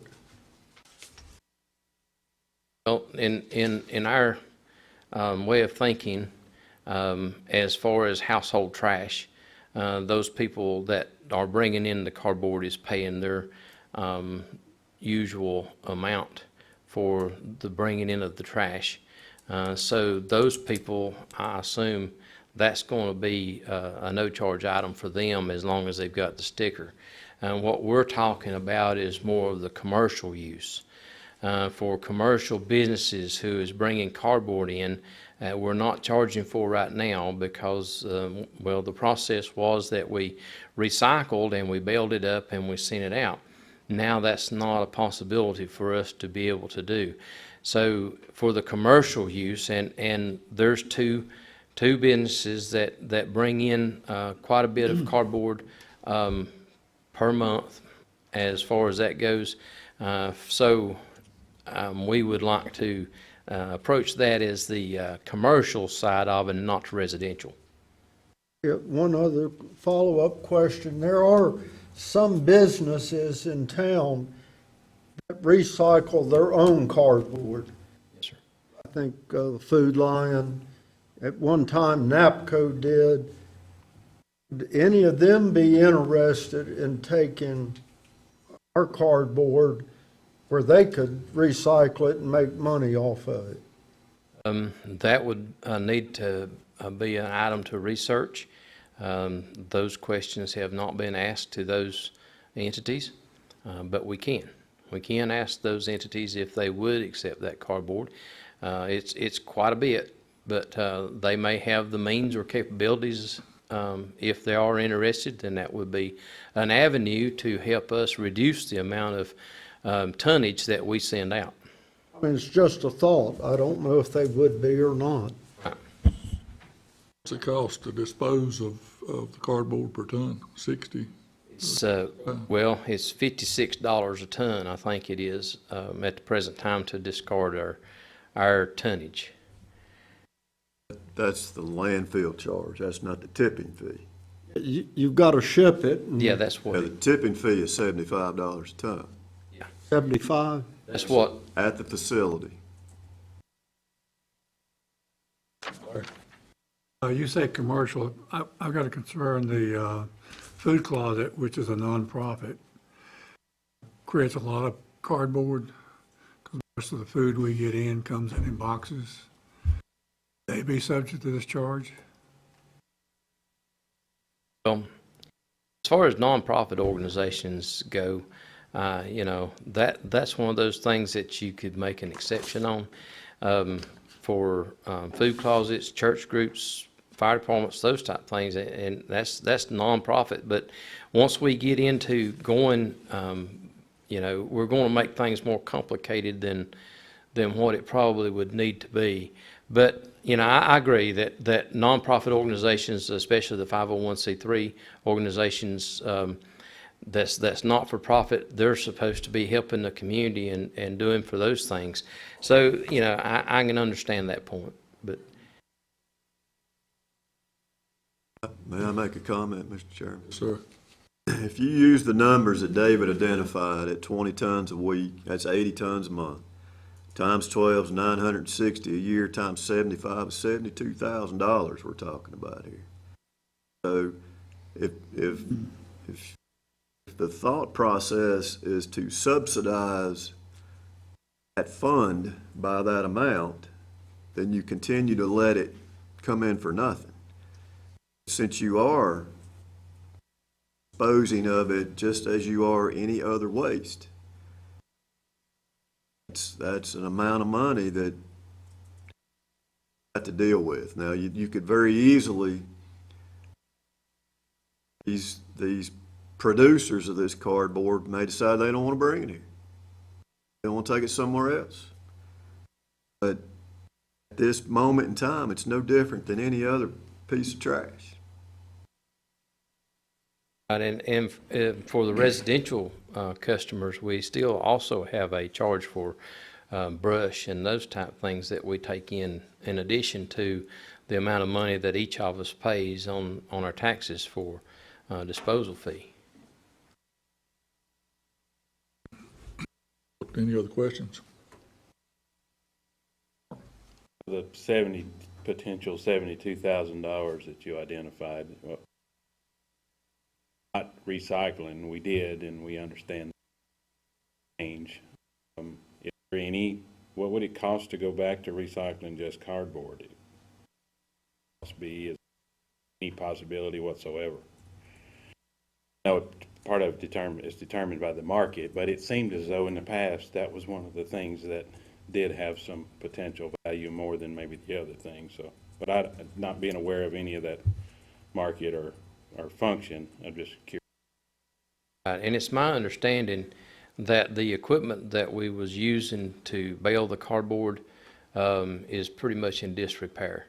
So it would probably have to be brought back up to speed if not replaced. So in light of that, you know, it's going to be quite a bit of cost. I do not know exactly how much. We could research that and have those things quoted. But it would be quite a cost to the county initially to go back into doing that. Long term, I mean, would that, of course, I mean, I know you got to do some research and get some information, but I'm thinking long term, and it to me, it's just, in my mind, I would rather see it recycled and repurposed if at all feasible and possible, but at the same time, we can't break the bank doing it. Interested in seeing what the cost might be. I mean, I know we need to do something different initially, but I'd sure like to keep that part of the conversation until we rule it. We can do that. We can see kind of what it would cost as far as that goes and do some research. I didn't see, since I've been here, I haven't seen what type of revenue stream that recycled material brought in. I don't have a basis. We can determine cost of equipment and strapping and the equipment to move it and to find someone to factor all that in, but personally, I've never seen a sheet that identified what revenues were being created off that material. There wasn't revenue to the county.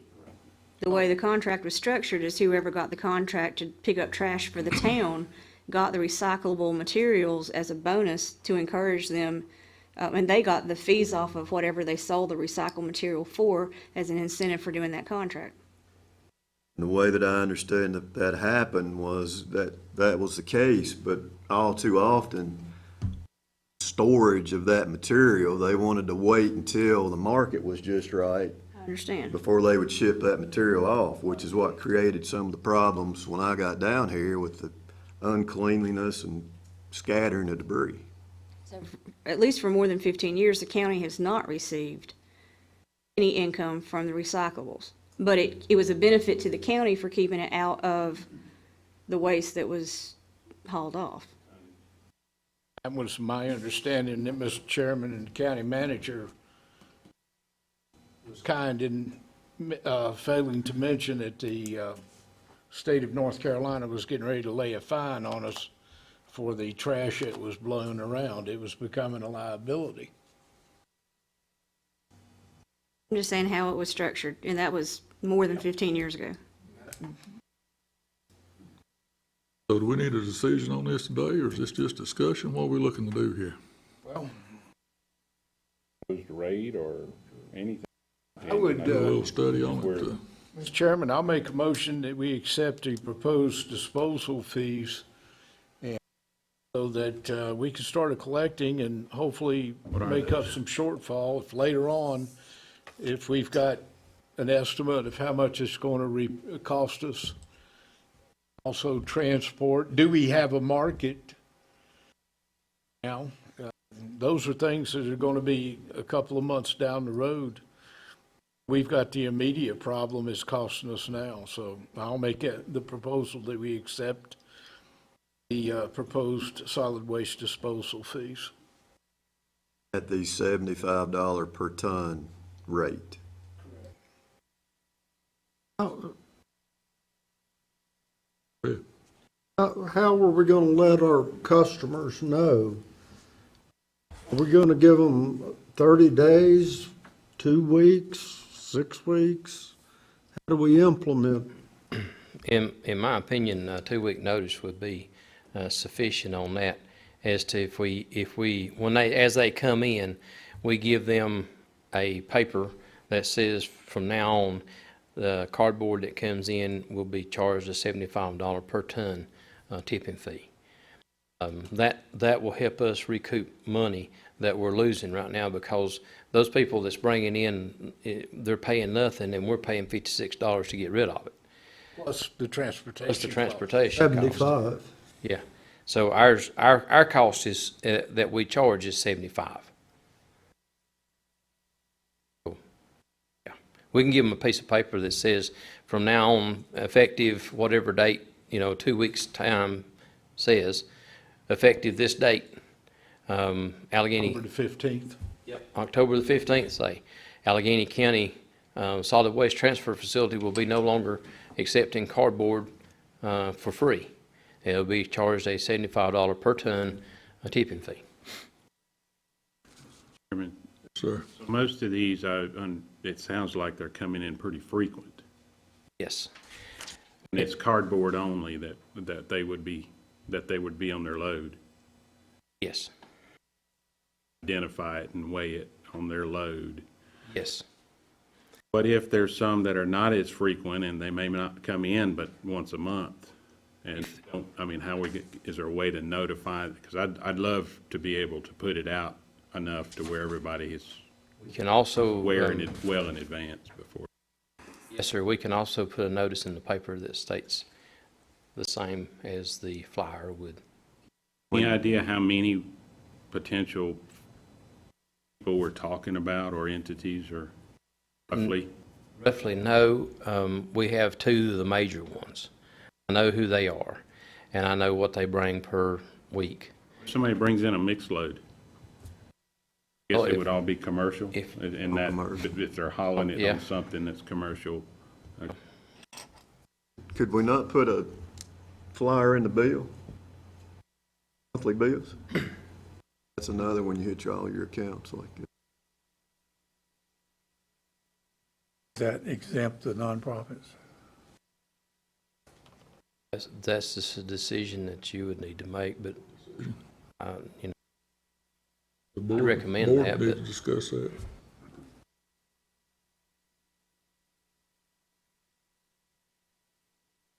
Made the motion. We need to involve the nonprofits here. Are we going to charge them or not before we get into the motion? I'd like to hear Mr. Carter's thoughts on nonprofit.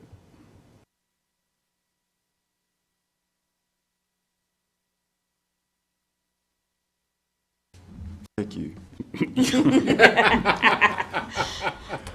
Well, we're a team here, so.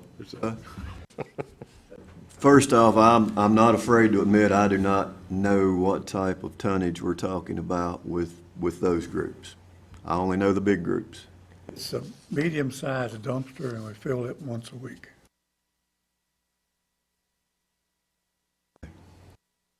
And how many of those groups are there? I don't know there's any other than ourselves. This is a question for the board. Is church waste exempt currently? I don't know. Do something with it. Church waste is probably charged the $98. I think probably an individual from the church, or depending on each church's situation. I know that's kind of what happens at ours. One of the individuals who work with the custodial services just throws it in their trash and takes it that way. Same at our church. Be a bag a week or something. The Methodists, they've got theirs, and they pull them out and they pick them up. And I'm hearing that has been an approved method of disposal for those groups. Whether they're being charged or not, I don't know.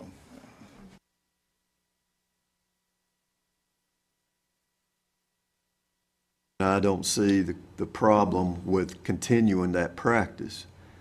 I will just tell you that not knowing the bulk, but knowing that there are probably property owners out in this county that get stickers, businesses as well. There's going to be a question about that practice. But if that has been the accepted and approved method of disposal for these type of groups, like we've already set a precedent. I don't know that that's been accepted because I don't know that anybody knows what the practice actually is.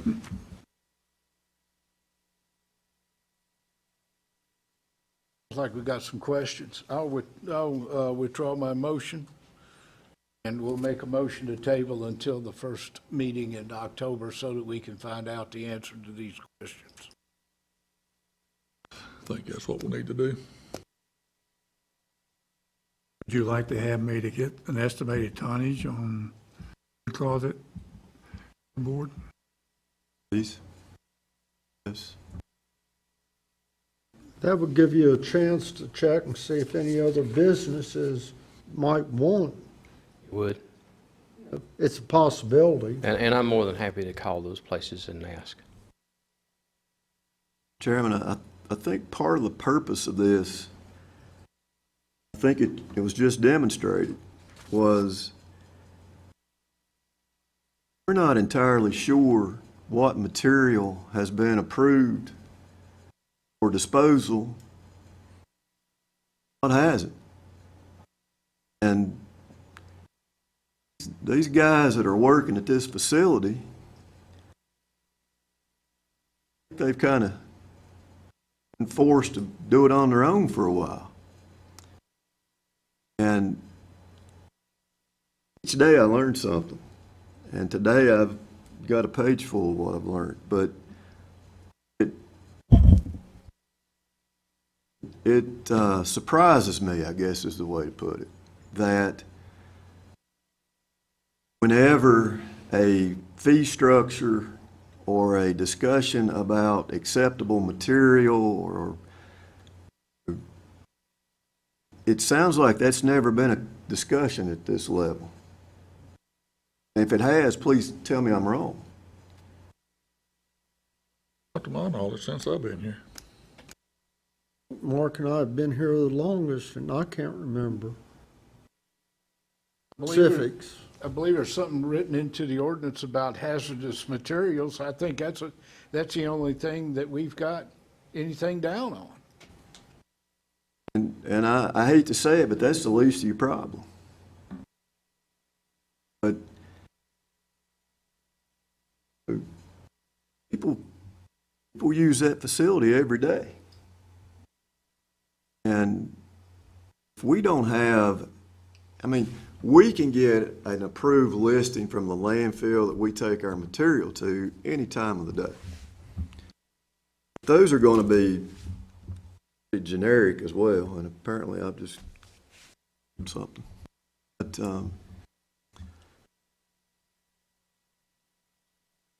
my perspective, this board should adopt and approve acceptable material listing in your facility, adopt a fee structure that goes along with it, and you provide resources on the material that you can't accept and where to take those and how to dispose of them. I haven't seen that. Then, we're going to get into this fee schedule, and we're going to get into this dumpster fee schedule.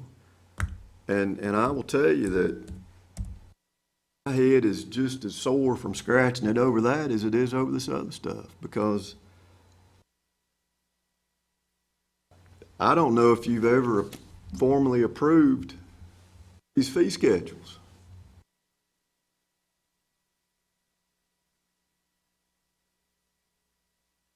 Is that it, or Memory cert, in our budget? part of the budget. Did we adopt it? In the budget? But did we adopt it as a board for the fee structure? Yes. In the budget? We pull it up and have an in-depth conversation about it? No. Identified it as no fee changes or wherever there may have been one. We adopted that sheet forward. I mean, all that you're saying sounds great to me. I would be in favor of you analyzing everything and bringing to this board what you need from this board to fix all the areas that need fixing. That's my thoughts. Certainly need to know what the materials is going in. You certainly have the experience and the history, those in that area to help us out there, so. Glad to do that. One of the other items, since we're on this,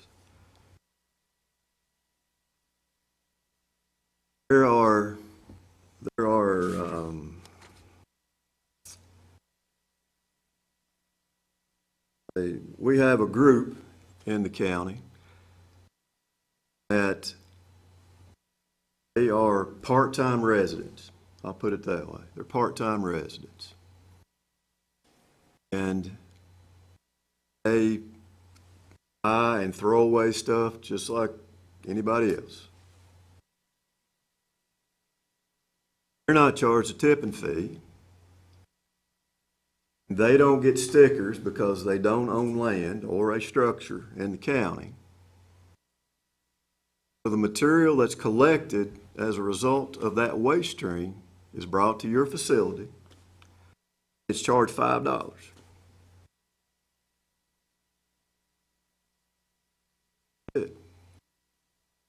And the figures on that we have collected is it's an estimated of 6 to 8 tons per month. It's brought in for $5. These are the things that we're trying to bring up that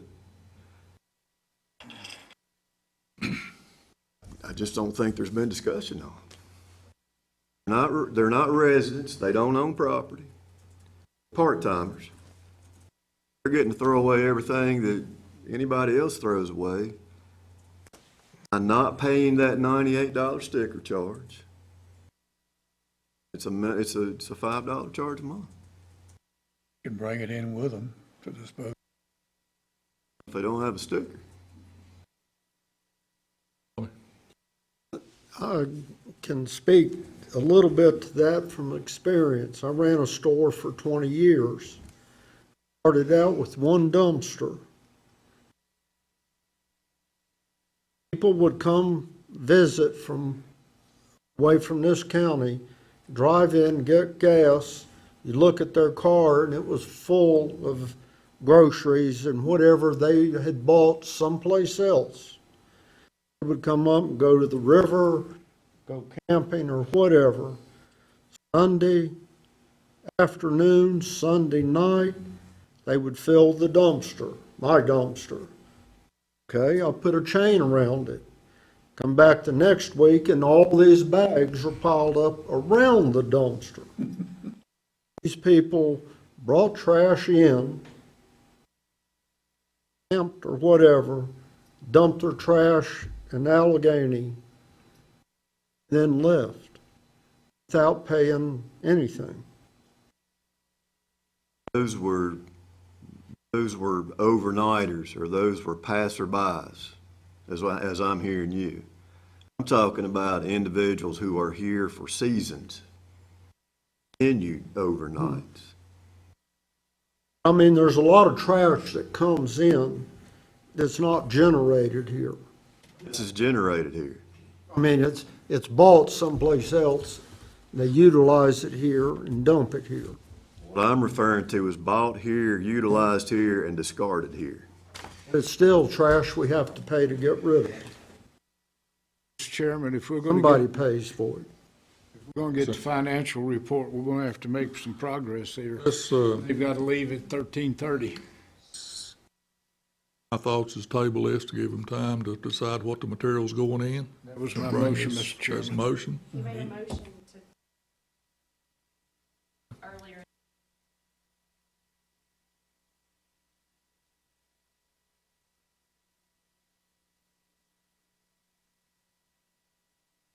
Gets moved to the mid-month would be the next step. Mid-month. That'd be good with you, David. It's fine with me. The county manager's expertise and guidance. Materials that's going in there, Yes, sir. decision on those. Yes, sir. Got a Second. motion and a second. Any further discussion? All in favor, raise your right hand. Have a, thank you, sir. Sir, thank you. Financial report.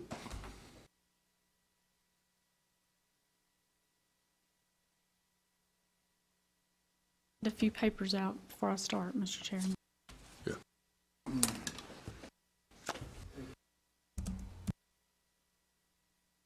Ma'am?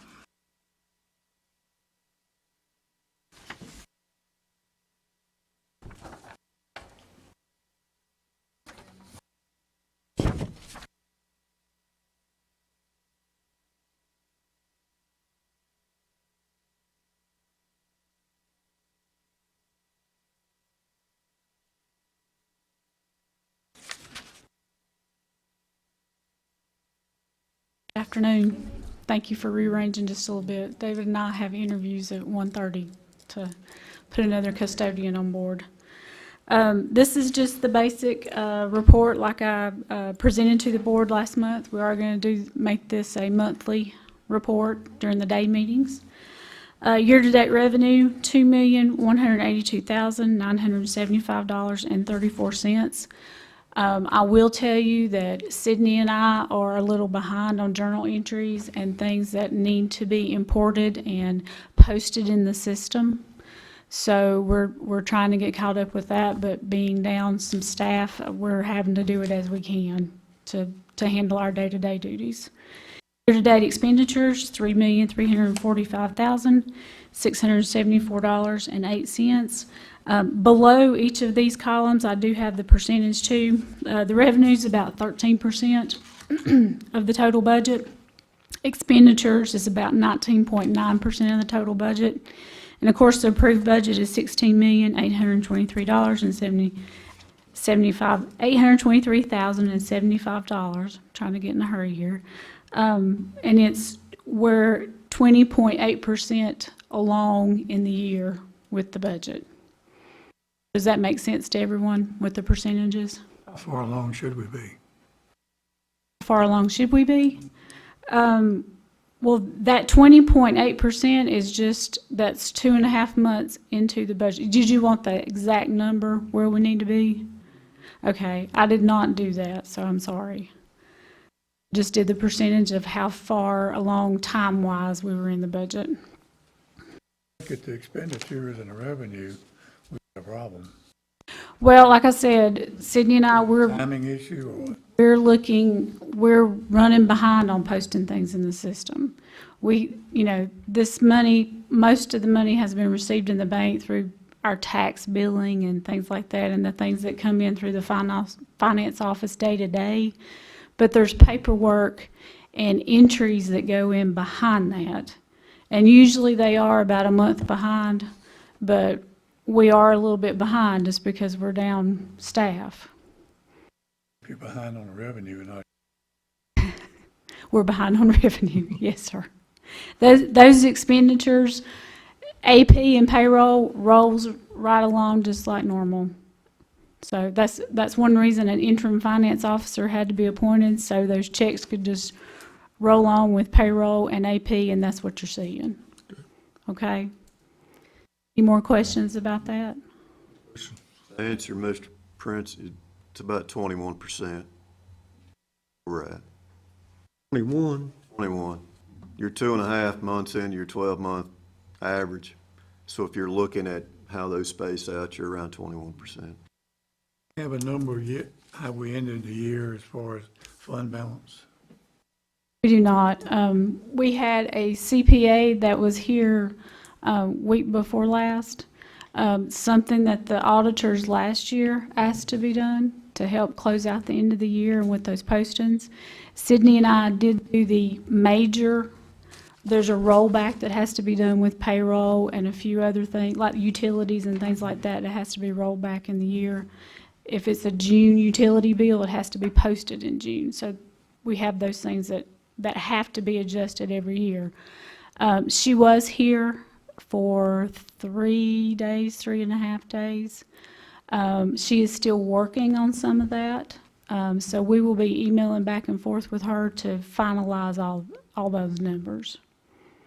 But that is still a work in progress. They have a time frame on when we will know the fund balance?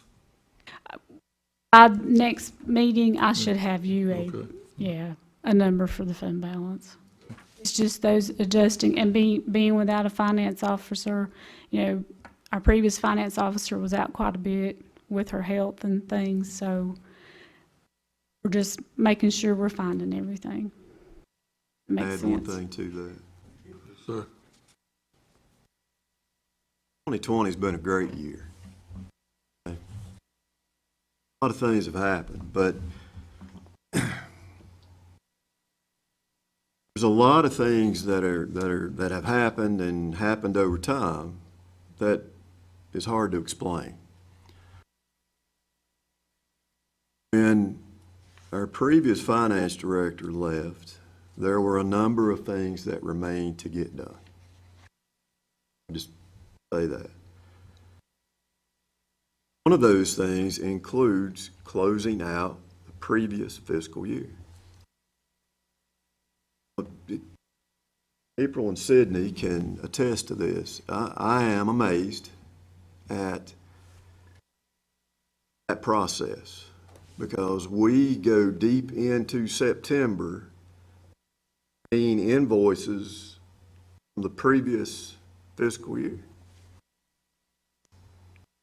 And that makes it tough, not only when you have individuals that have followed that practice, but when you start new, it makes it extremely tough. This year isn't, or last year isn't closed out yet. We're 3 weeks into September. That's an issue. And we're going to take strides to fix that going forward. But right now, it's a task. And April and Sydney done a really good job of trying to get us to this point. I'm firm in my belief on that. Just like a lot of other things that's happened this year, we're going to have a little patience, and we're going to have some understanding. And we can toss out numbers, but I don't want to toss anything that's not right. We're going to have the right numbers when you get it. I just want to point that out. Your finance department, as it exists, is doing what I believe the best that they can with what they've had to work with.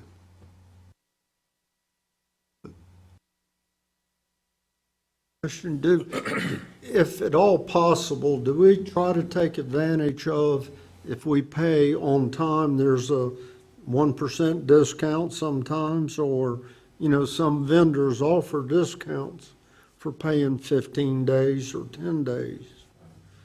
Try to take advantage of that. As far as I know. It's one of the improvements that we will initiate next year is delayed vendor requisitions. Whatever the reason, I think we need to improve, and we have a cutoff date, and I don't remember what it was this year. It was May something. May 14th. We had a whole month and a half left in that fiscal year.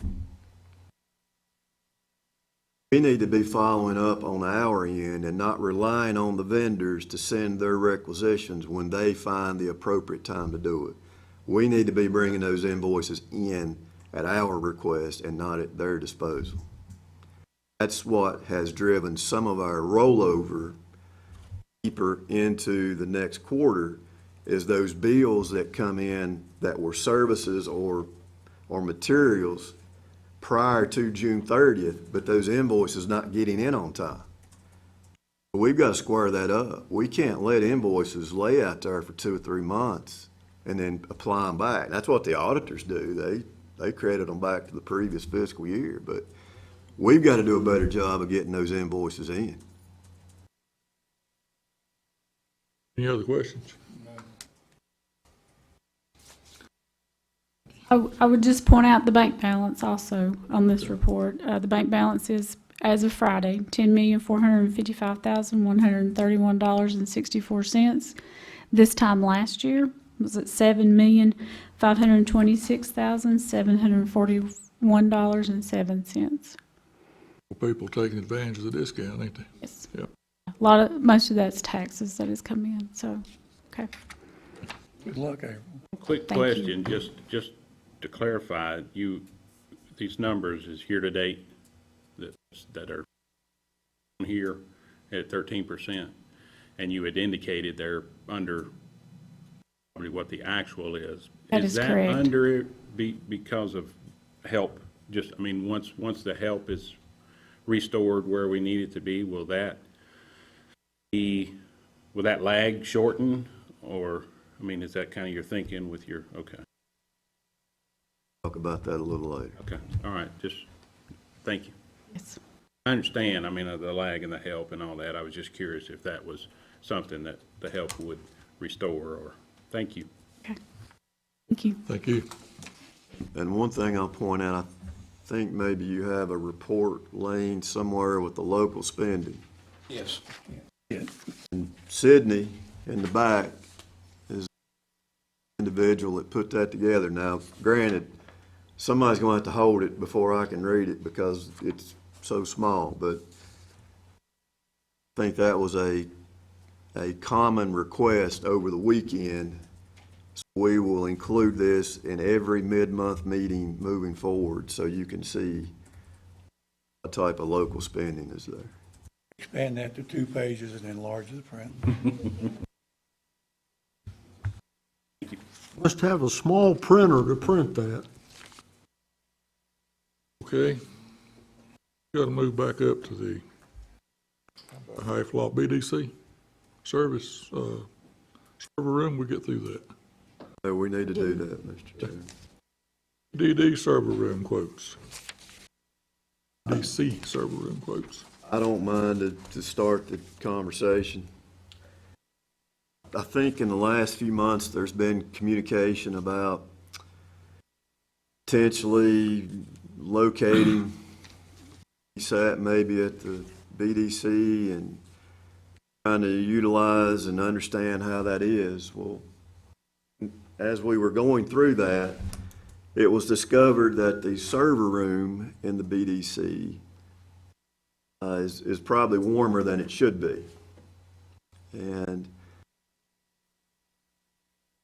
in order to correct that, one of the top quote is strictly for the server room. If you want to cool that server room down to a more desirable temperature, and then we have an idea on what that would cost, and it's $940. When we were talking about this situation, it was also brought to the attention that the lobby area and another portion of the BDC, like this building, it operates off different controls, and your office may work my office and all that. So a second quote was got to, I understand, fully provide adequate HVAC to the facility. Talked about the contract earlier. It's laying here somewhere. But in the agreement, the owner, which is the county, is responsible for 2 things: all outside building maintenance and repairs, roof, walls, parking lot, and structural foundations. And 2, major electrical, plumbing repairs, and HVAC repairs and replacement. So that is written in the agreement that we've tabled. If we want to get that server room into a more adequate climate, it's an idea of what it's going to cost you to do it. And I know Commissioner John Irwin, you've been involved in that as well, and whatever you can add, I would appreciate. Well, basically, it's in the agreement. Here again, we discovered it. We've got a BDC is managing the building. We've got to pay for it, but they should have notified us. And we didn't know about it until one of the people that had servers in there, and the server was saying that giving them problems. It was overheating during the summer. Now, it will not be a problem during the winter because we won't have the additional heat. Surprising thing about the whole thing was we've got an HVAC system up there, I believe a 2-ton system, that isn't even hooked up that we replaced. Didn't even come into the building. That's how we're going to be able to set up a separate system on that. So, we've got to maintain the building. We've got to maintain the HVAC. That server room has got to be cooled off.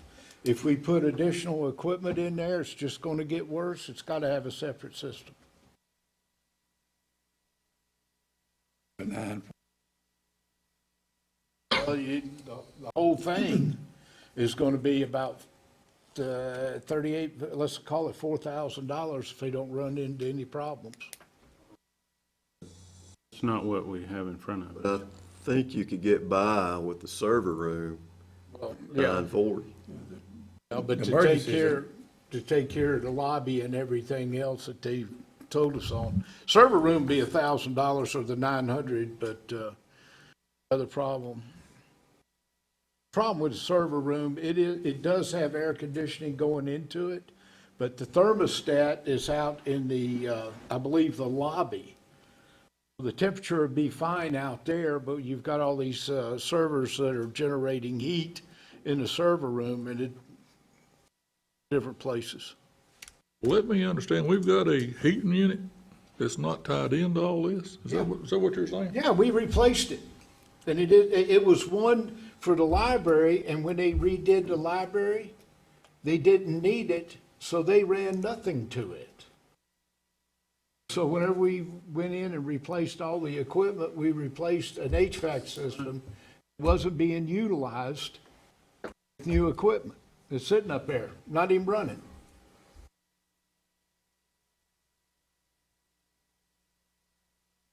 Yes, sir. We have any money to do something like this? $940 you do. 29, Can't readily identify 2,900. 940 will take care of the problem up there, keeping it cool. Come out of your contingency. We'll solve the problem up there with everything. A question on that. From what I'm reading and what's been identified is it appears as though they're going to be hanging on to an existing system and bringing air conditioning.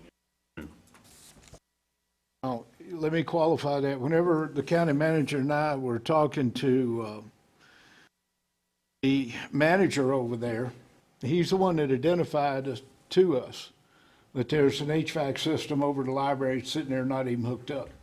Now, I think what that $900 is going to do is go into an existing system that's coming down. One that's there being utilized currently, but not for this space.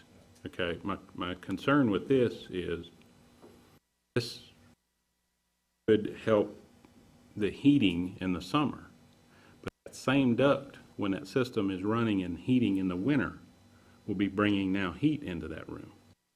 Unless there's a way to close it off if it's not necessary. It may not be enough to cause a problem, but there won't be a way to regulate the heat because they're not adding a control, they're just adding a duct into there, which will bring heat or cooling depending on whatever the thermostat is telling the system to do for whatever space it's doing it in.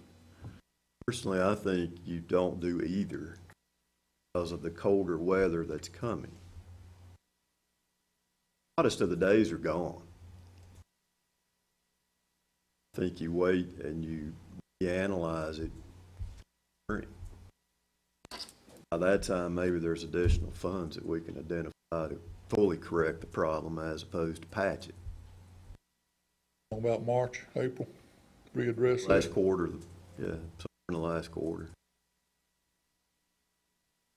To get there. Make a motion, we table this for the meeting. A motion here, second. Second. Motion and second. Any discussion? All in favor, raise your. Table certain or just table? Table. All in favor, raise your right hand. 5-0. Let's see. We're down to consent agenda. We got everything. Telephone. Telephone, RFP. telephone, internet. Voice over IP with teleconference capability.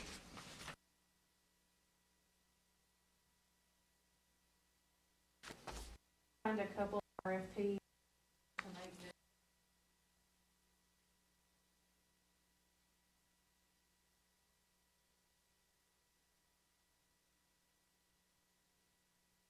Two-hour battery backup, you feel that's sufficient?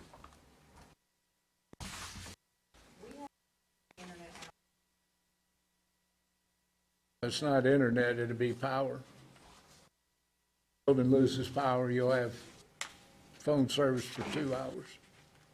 I think those are certainly things that can be optioned or more, but I think 2 hours would serve us at this point.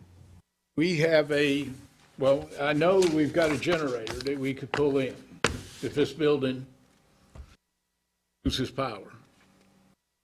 And if the appropriate hookup is in place. Is there an appropriate hookup? So that's another problem we'll have to deal with in the future. Transfer switch, I mean, all that stuff. I asked that in question for him because I do not know the answer.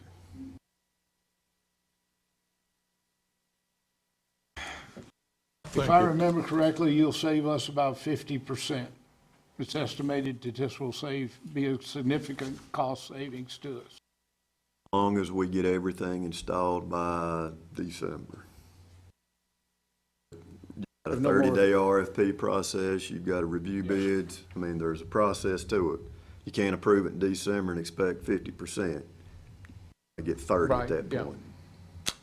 In the future, there will be significant savings. Is there a downside? Make a motion, We'll second that motion, Mr. Chairman. Motion and second. Any further discussion? All in favor, raise your right hand. Hey, buddy.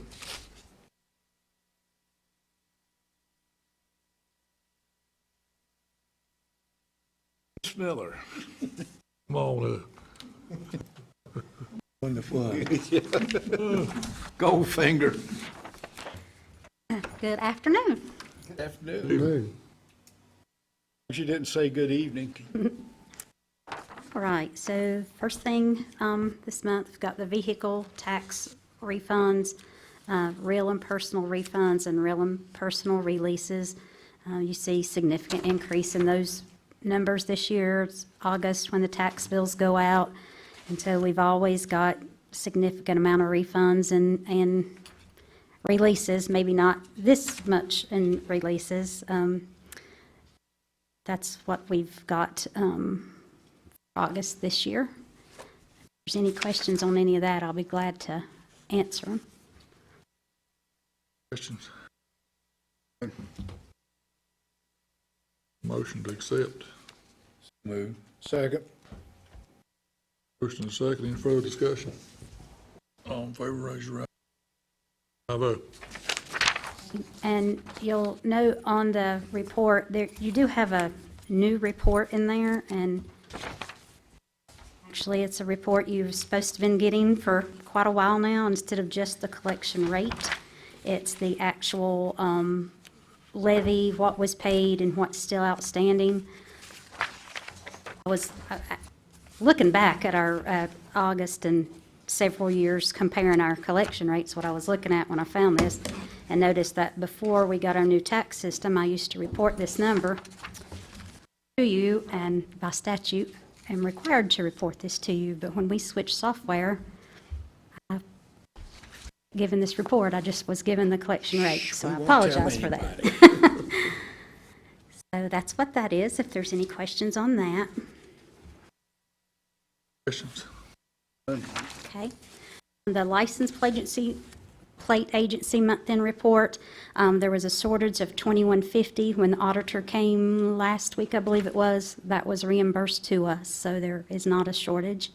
And the compensation, it was $4,320.85, and that number wasn't available at the time I printed this out for you. Next thing that's going to need your vote on, I have a request for an elderly or disabled exemption application. Meets all the qualifications, it just wasn't timely filed. And Your recommendation is to go ahead with this. would have been approved had it been timely filed. You need a motion? So moved. Motion, get a second. Second that. These are all under. They're all. Okay, so move on. Do it all. Do it all at one leg. They have. If we agree with her recommendations, I think we could do it all in one motion. That's my- Time. I think you already have. Okay. When you approved the consent agenda, I think you did all of her stuff. That's the consent.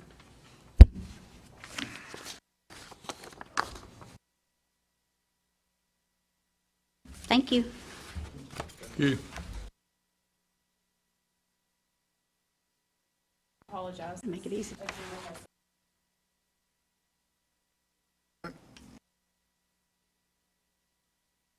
Any manager's comments?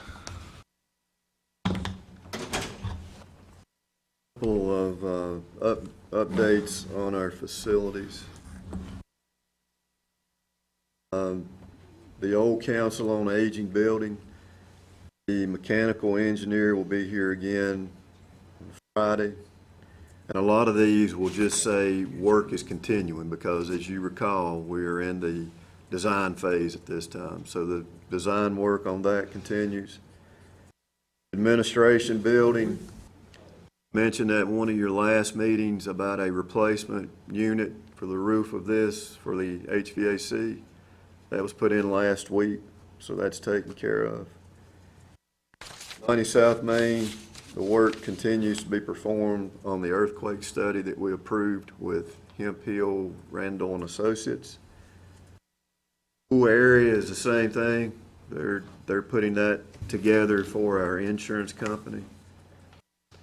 Courthouse, at your last meeting, we awarded E. Luke Green the contract to begin the internal moisture control and abatement. We're working with the courts to get that schedule configured. I will tell you that it looks like, and this was one of my abilities to negotiate with them, we have a good possibility of doing a lot of that work in the evening and night so as not to disrupt the court schedule. So I've got that wheel moving as well. And for those of you that's been by the courthouse, you saw the fencing that was around. We talked a little bit about that to keep bystanders from entering the area where the brick may be a concern. That's been complete. So a lot of these are just continuing in the design and study for the insurance purposes. Glad to answer for any questions about it. You got questions? Back up. We approved the September the 8th meetings, there, Drew. We approved the September 8th minutes of the meeting. Double check.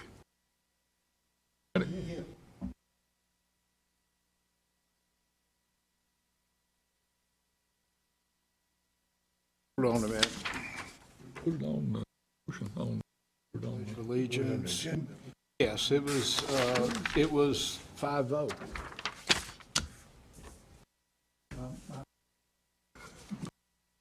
no problem. County Commissioner comments. Mr. John. Going to me. Like to commend the county employees as we've rolled through this earthquake process. It is something that is out of the ordinary, it's something that you don't anticipate. Been flying by the seat of our pants because it's not something that anybody has faced in the last 100 years. I am concerned about getting the money that the state of North Carolina has appropriated. It's my understanding that the state of North Carolina will be distributing that money. Hopefully, we can get a process going. We have a number of people that are out of their homes, and I worry whenever the temperature starts dropping. Other than that, we are coming up on the political season. Please pay close attention.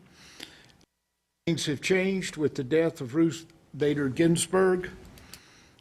Our country is, I've heard it all my life, that this is the most important election of your lifetime. Now I'm beginning to believe it. Other than that, Mr. Chairman, thank you very much, and God bless America. Thank you, sir. Mr. Prince. I think the town looks great. I love the results of Streetscape. It was a somewhat painful process, but I think it's well worth it. Go up there at night to restaurants. It's a pleasant place. Also, I'm concerned that, we got multiple parties in this county, and political signs are disappearing, and it is a misdemeanor. And I don't think we're being fair if we dispose of or take away or destroy another political party's sign. So let's continue that process. Thank you, sir. I got a short comment. I'd just like to mention the census. I looked it up, and as of August the 30th, Alleghany County is at 43%. So we need to get on the ball and get them sent in. The census regulates monies and so forth sent from the state and the federal government. And just a question for you, isn't that about $1,800 per person? I think so. That the census brings in? I think so. That was August the 30th. That's the latest information I had posted, but we really need to get them sent in. And a lot of counties is in the same boat for some reason. But I'd just like to mention the quarter-cent sales tax, how important it is, especially people doing early voting. They need to really consider the quarter-cent sales tax.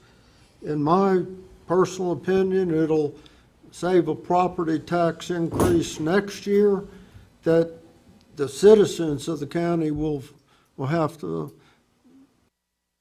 have that burden put on them, and we can put part of this burden on tourists that come into Alleghany County, because we pay it when we go to almost every other county.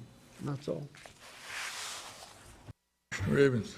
I just would echo Commissioner Prince's comments on Streetscape. It looks very nice. The striping is going down. I know I've heard a few comments about it seems as though some of the lanes are narrow. I believe part of that may be because there hadn't been any lanes for so long and we've just been driving down the whole road. I think folks can learn those lanes, and I think it'll work out in time, but it does. It looks great. Good to see the activity back on Main Street. And I would offer and thank this board, the worship at the fairgrounds where we waived the fee last meeting, that event Saturday evening. Well attended for what it was and for how short it developed.